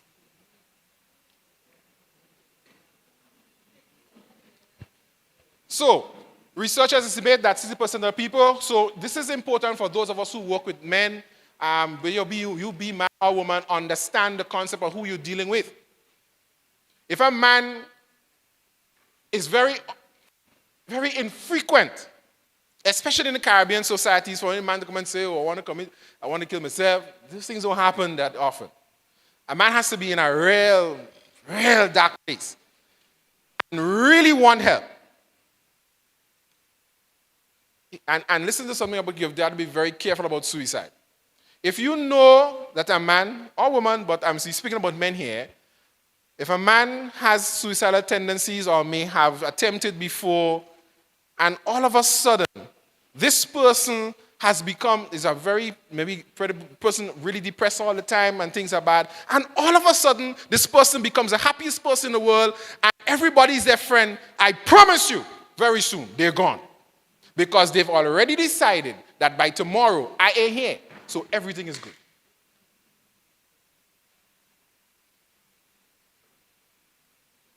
Especially men. All right. So, depression feeds on negative thoughts like these, turning an abstract idea like, I wish I could escape from all this, into something much more real and imminent, like, I want to end my life. So men at times prefer to process their emotions internally, left brain, cognitive, left brain, than discussing them. This silent contemplation allows them to sort through their feelings and their thoughts. But here is where, that's a natural thing. It's all God-given, that's how it is. There's not, nobody should be vexed with that. Here is where the problem comes. If that individual stays there for too long, and their negative thoughts take possession of their souls, we have a serious problem. We have a problem. So, as our mood becomes more depressed and our thinking becomes more negative, men here, we can lose hope for the future and mistakenly see suicide as the only way out. I learned this from Miss James here. I'd never seen this quote before, until I heard her use it some time ago. And she said, and she used it, I didn't know where she got it from, I didn't even check, but I used it because she's smart, so I could say it too. Suicide, especially when you work with your men folk, and you see that they are depressed and the depression is lasting very long, remind them that suicide is a temporary solution, a permanent solution to a temporary problem. I'm going to say this again. Suicide is a permanent solution to a temporary problem. Nothing lasts under this earth. one of the things that we have to be very careful about is to make sure that as human beings, and male or female, it doesn't matter here, but of course, we're looking at this from the male perspective, is that we have to be careful to make sure that we address the existential things in our lives. No, what do I mean? That's just a psychology word for they don't want to say things like spiritual and God, so they just say existential. What they really want to say is go to church and everything like that, but they can't say that. But, so they use those kind of terminologies. So what are we talking about? We're talking about making sure that we understand that those existential or spiritual aspects to our lives are taken care of on as often and on a daily basis as much as possible. I am not ashamed to say to anybody, if you are not connected spiritually with some force, I don't know what you call God or whoever it is, I'm not here to preach to nobody, but you had better seriously consider your spirituality or your existential part of you very, very carefully and make sure that you are grounded in something bigger than yourself, or else suicide will be a very easy way out for you. I tell you, I don't preach it. No say amen. That's easy. But it's important. And especially for men, that part of you is very important. Why? Because, now, hear me out. I won't tell all you a secret. And a lot of people don't like to hear this. But the male has a special connection. Who said it? This is Gregory Isaac? They're going to cite up the father. What is what Gregory Isaac said? They're going to take it takes a little longer to cite up the father for the female. But for the male, there is a built-in tendency to seek after spiritual things. That's what Gregory really saying. If you look back at that song, you understand what he's coming to. What he's basically saying, that there's a built-in thing in the man to seek after things that are above. That's what he's saying. And so that aspect of you men, and when you speak to your men, let them understand that they have to try and see how they can get that part of themselves settled so that they are able to look to something higher than themselves and not figure that the only place, because he is going to be in there all the time, and you can't really change that much. That's who a man is. Because he's in there, cognitively working. I remember when I was doing my master's degree, as when you do master's work, one of the things that you have to do is get counseling for yourself. You can't go and counsel people if you don't get counseling too. You have to know your issues, because if you go to the people and you don't know what your issues, you're going to mash people up, mash people's life. So I went to counseling. No, I was doing my master's in England, and so I had two problems. One, the only therapist I could have found was a white female lady. Now, she was afraid of me because I was a big, black, ugly man. I always sensed how afraid she was of me. Oh, God, have mercy, Jesus. But anyway, she figured it out eventually. But one day she said something to me that has always stayed with me. We were doing sessions just outside of the therapy space. It's a backyard. In England, a lot of therapists work from their homes, so they just retrofit their homes, and I had to go to her home where she had her office. And just at the back of her house, it was the backyard. And whenever I was doing sessions, because at the time you just start and you don't want to go into some of them things and them that you really need to go into it. It's not until later on you realize, hey man, fix yourself, because you had to go and help people. And so early in the session, one day she looked at me and she said, "You are not here." What do you mean by I'm not here? I started to get defensive. What do you mean by I'm not here? I'm here. I'm engaging with you. I'm answering. I'm talking. I'm speaking. She said, "You are in your head." The truth is I was. I was cognitively talking about things, but there was no emotional connection with what I was saying.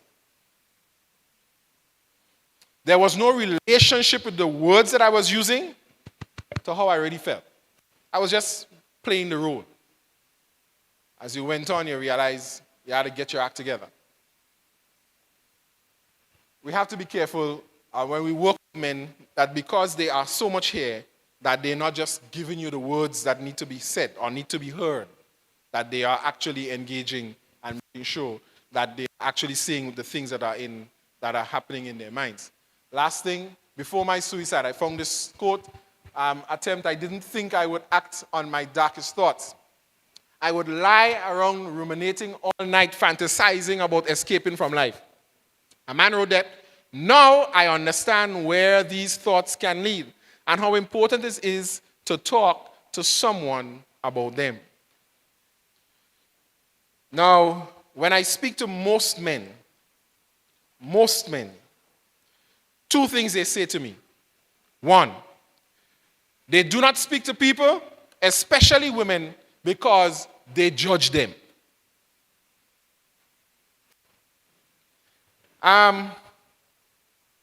Now, there is some truth in that, and there's some misunderstanding in that.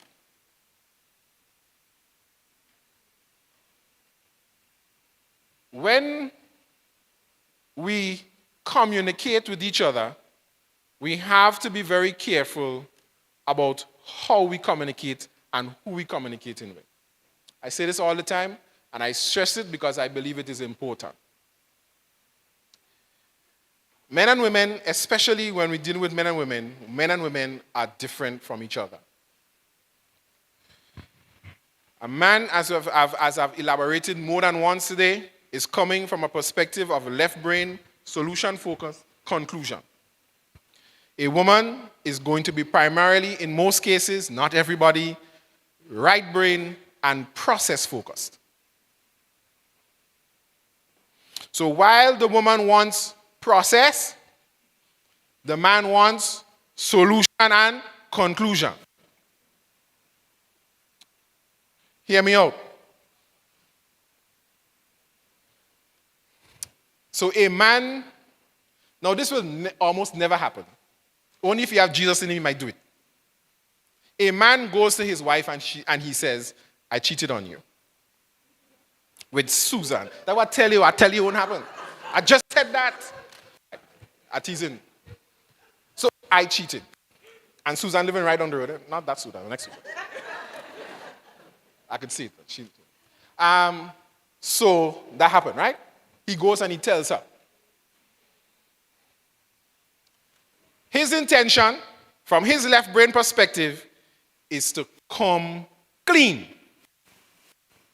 All you say that will never happen. I said, no man, not doing that. So all you can say what all you want. I know you're a good man who will do it. Yeah, some of them had Jesus. And he comes and he says, because his intention is what? Conclusion, solution. He know he do wrong, he mess up. I come to come clean.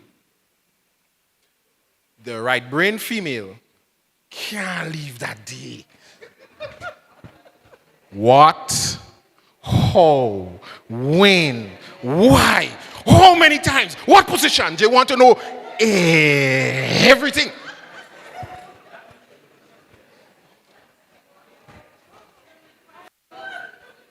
And all the man wants to do is come clean. Because he's left brain and he just wants to get the solution and get to the conclusion. But all you want to do, and look, you can vex with it because who you built to be. You need the process. You need to know how many times did she go by here? Where all you went? How many times? You need to know all that before you could even begin to start to think about even listening to that man, much less to forgive him.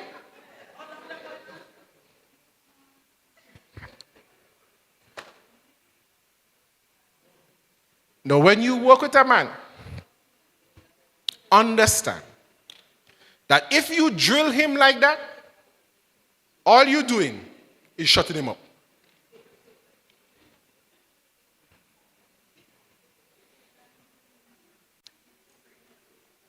You may need to know all of that information for your processing, of course. But if he comes to you as a client or for somebody seeking help, that ain't your business. Give him the opportunity to come to his conclusion, to say what he has to say in the way that he has to say it. I'm talking too long. And we have to make sure that we give our men a space where they feel safe enough that they can be themselves, be a man, and understand. Let's understand, eh? Dr. Martin this morning was speaking and he stopped short of saying certain things. I ain't going to pretend that I ain't no doctor. So, get this clear. The society that we live in now, men had to show them as men because we ain't... Not everybody is sure that man is... You understand? So it's necessary. Oh, you think I'm joking?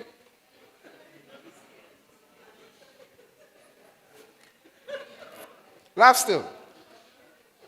We have to give the men a space where they can feel safe, to be themselves, not feel judged, not feel harassed into giving more information that at the moment. Listen to me very carefully. When you are working with a man, especially in a therapeutic or social work and those kind of things like that, and he just started to just spit information out, two things happening.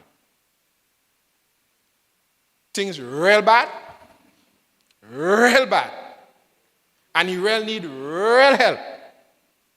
Or he get to the place where he feel that if he tell you what you want to hear, you will help him.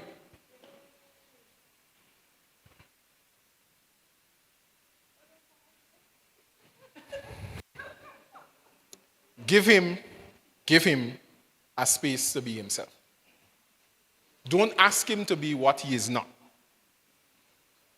And so, I believe that if we allow our men that, we give them a better opportunity to be in spaces where they can feel safe and express themselves and be there, we would have something of less of an issue with what we are dealing with when it comes to some of the mental health issues and suicide.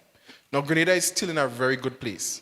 I believe, because we still have a tendency to follow a Judeo-Christian ethos in most of our interactions, we still don't have this big suicide problem, people killing themselves left and right. We don't really have. This is never now and again. It therefore speaks to when that happens, that person, male or female, really felt that there was no other answer, no other place to go. They came to that conclusion. As much as possible, let's try and get them out of those dark spaces where they are not just keeping it all to themselves, but at least are giving you insights into what is happening with them, so that somebody could hear, someone could listen, and someone might be able to guide them into being able to get the help that is necessary. Thank you very much, everybody.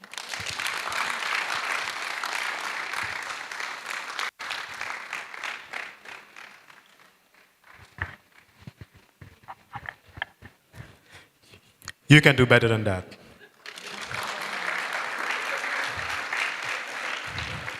And Mr. Stroud just put the icing on the cake. Yes, excellent presentation, Mr. Stroud. Really appreciate it. And something he said, and I know the ministers in the house would agree with me, Minister King, Minister Pear, Minister Wilkinson, Minister James, that as men, that we have to learn to submit to a higher power other than ourselves. As men. Let's put our hands together for Mr. Stroud again, and all the presenters that went before. Excellent food for thought for today. And so we want to move along, and we're going to have a gift presentation. And so at this time, I want to invite Miss Chrissy Worm-Charles to come. And I also want to invite Mrs. James to come.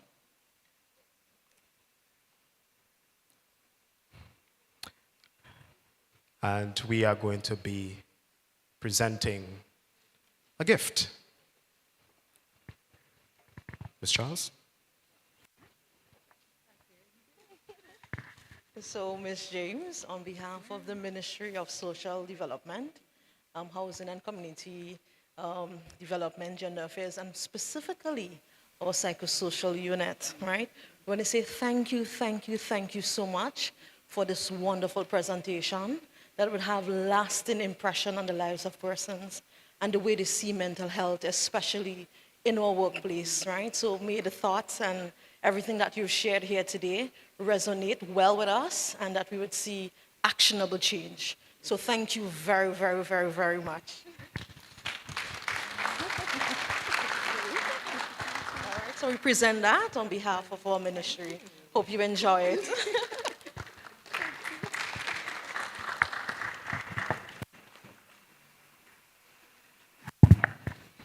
Thank you very much. And at this time, I want to invite Senator Gloria Thomas to come.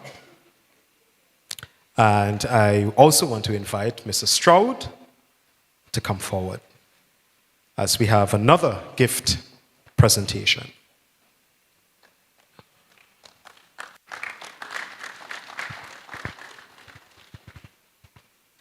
Mr. Stroud, on behalf of the Ministry of Social and Community Development, Housing and Gender Affairs, and most importantly, the psychosocial unit, which is Clarence Head, and she does a very excellent job at managing this unit. I want to thank you for your presentation, although not everything I agree with.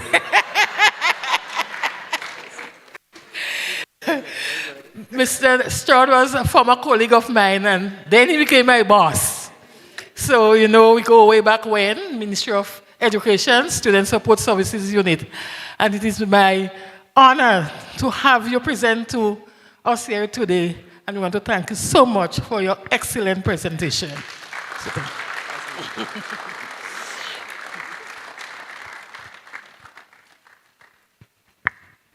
Thank you very much, Senator. And at this time, I want to invite the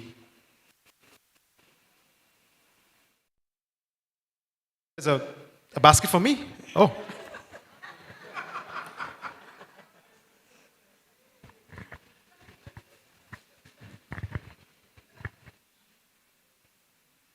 Mr. Gill, on behalf of the ministry, we want to thank you for supporting us here this morning. We know you are one that we could always count on to be there for us and to help us through our work, especially in the media, in the area of media and advertising and announcing. So we thank you so much for the work you do here this morning. It was excellent. Thank you.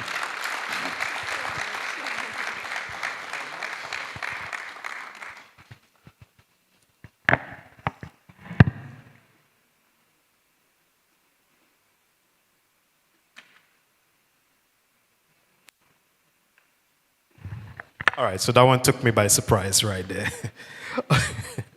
All right, so I want to invite you to stand with me, stand briefly with me, as we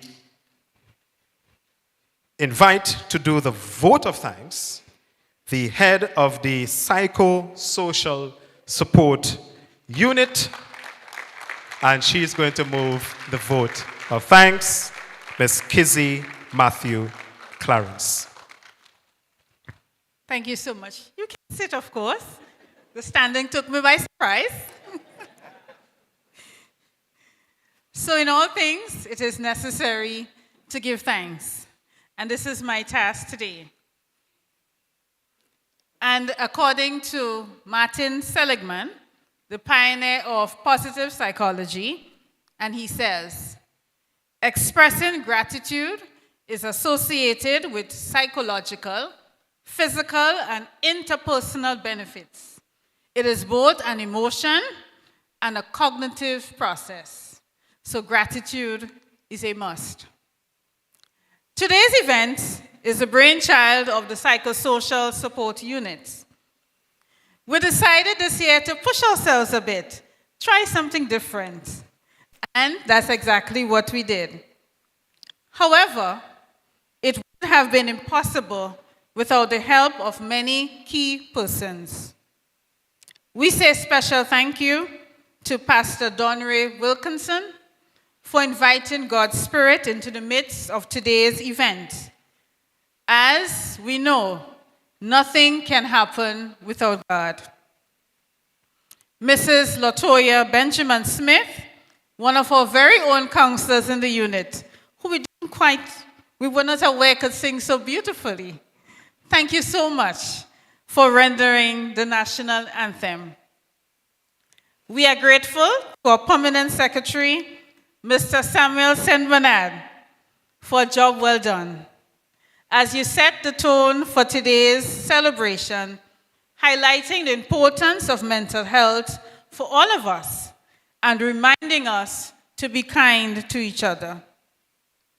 Mrs. Susan Hood Williams, Acting Permanent Secretary and Community Development. Thank you for your presence and your smiles. Thank you. Special thanks to Senator Glenn Thomas for the opening and her reassurance of the government's commitment to improve mental health resources for Grenadians, and of course, the need to end stigma and discrimination against persons suffering with mental illness. The ministry songbirds, our very own Jaden Alexander and Anderson Richardson. Thank you for your lovely rendition, reminding us every day of the goodness of God. To our facilitators, Dr. Francis Martin, we so appreciated his presentation as a real eye-opener on the issue of chronic illness and mental health in Grenada and the importance of all of us looking after ourselves. Mrs. Nicole Johnson-James, you presented so eloquently on our theme, mental health in the workplace. You challenged us to look after ourselves. You challenged employees to put structures in place to support the mental health of workers. And you re-emphasize that connection plus support is equal to resilience. And of course, you ended with, very important, shame dies when stories are told in safe spaces. And may we leave here today with all of our shame and moving forward, trying our best to ensure that we look after our emotional health. Mr. Pearson Stroud, the man of the hour. Thank you so much for your talk on men and mental health. Thank you for being real, because so oftentimes our men feel left out. The mental health of our men are not emphasized. And today you reminded us that God created men and women very differently. And as men, I'm not a man, but the importance of men embracing their mental health. And of course, finding a spiritual connection. Mr. Anderson Richardson, thank you for your spoken word. An excellent job. You touched our hearts as you reminded us of that burning issue of depression, but more so, the importance of writing our thoughts and emotions down. Mr. Giovanni Antoine, who we have yet to listen to, he is going to give us some relaxing music. And again, we know that music is important for mental health. Thank you so much, Mr. Giovanni Antoine. To our collaborating partners from different ministries, we say a huge thank you. Today would not have been so beautiful without you, the participants, across the various ministries, workplaces, not forgetting our very own from social development. Thank you for supporting us. To our chairperson, Mr. Troy Gill, you came through for us. We know the struggles. Thank you so much. To our online viewers, the various media houses, we appreciate you being part of this inaugural event. Special thanks to our protocol persons, Mrs. Vilma Paul and Mr. Brian N.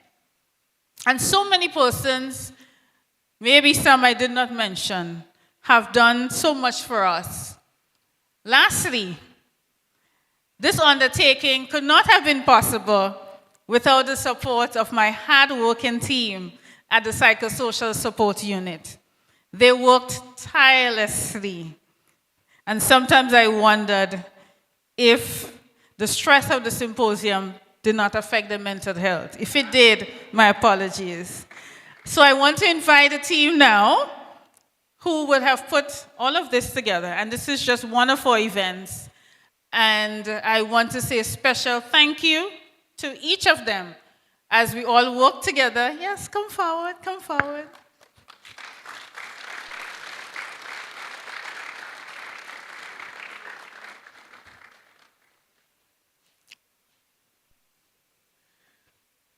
So this is a team, this is us. So we thank you for your support. We thank each of them personally. And I pray and hope that as we continue with our activities in commemoration of World Mental Health Day, that it will continue to be a success as we work collaboratively to champion the cause of mental health in Grenada. Thank you so very much. At the back of the program, you would see a fancy barcode. Please give us your feedback. So maybe next year, if we're doing this again, we can know what needs to be done better. Do not run away. Remember, we have our self-maintenance, self-care package at the end of this afternoon. But thank you so very much. You heeded the call, you responded. We probably were a little bit troublesome, but you were here, and we thank you so very much. So I just hand over briefly to Mr. Gill, and we have one more item on our program, which is beautiful, beautiful music.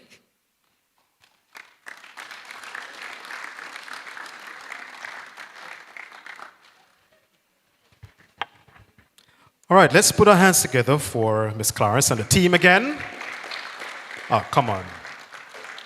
Thank you for putting your hands together for me. Now, can you put your hands together for the team at the Psychosocial Unit? They have done an excellent job. It has been very successful so far, and I believe that each and every one of us were inspired and motivated today.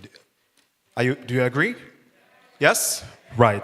So we're at the end of the first session, right, part 1, and so we're going to move into part 2, and so don't go anywhere, stay around, and so at this time we're going to have a bit of relaxation with music, and we want to invite Mr. Giovanni Antoine, and he's a violinist, so I want you to sit back and relax and be entertained today.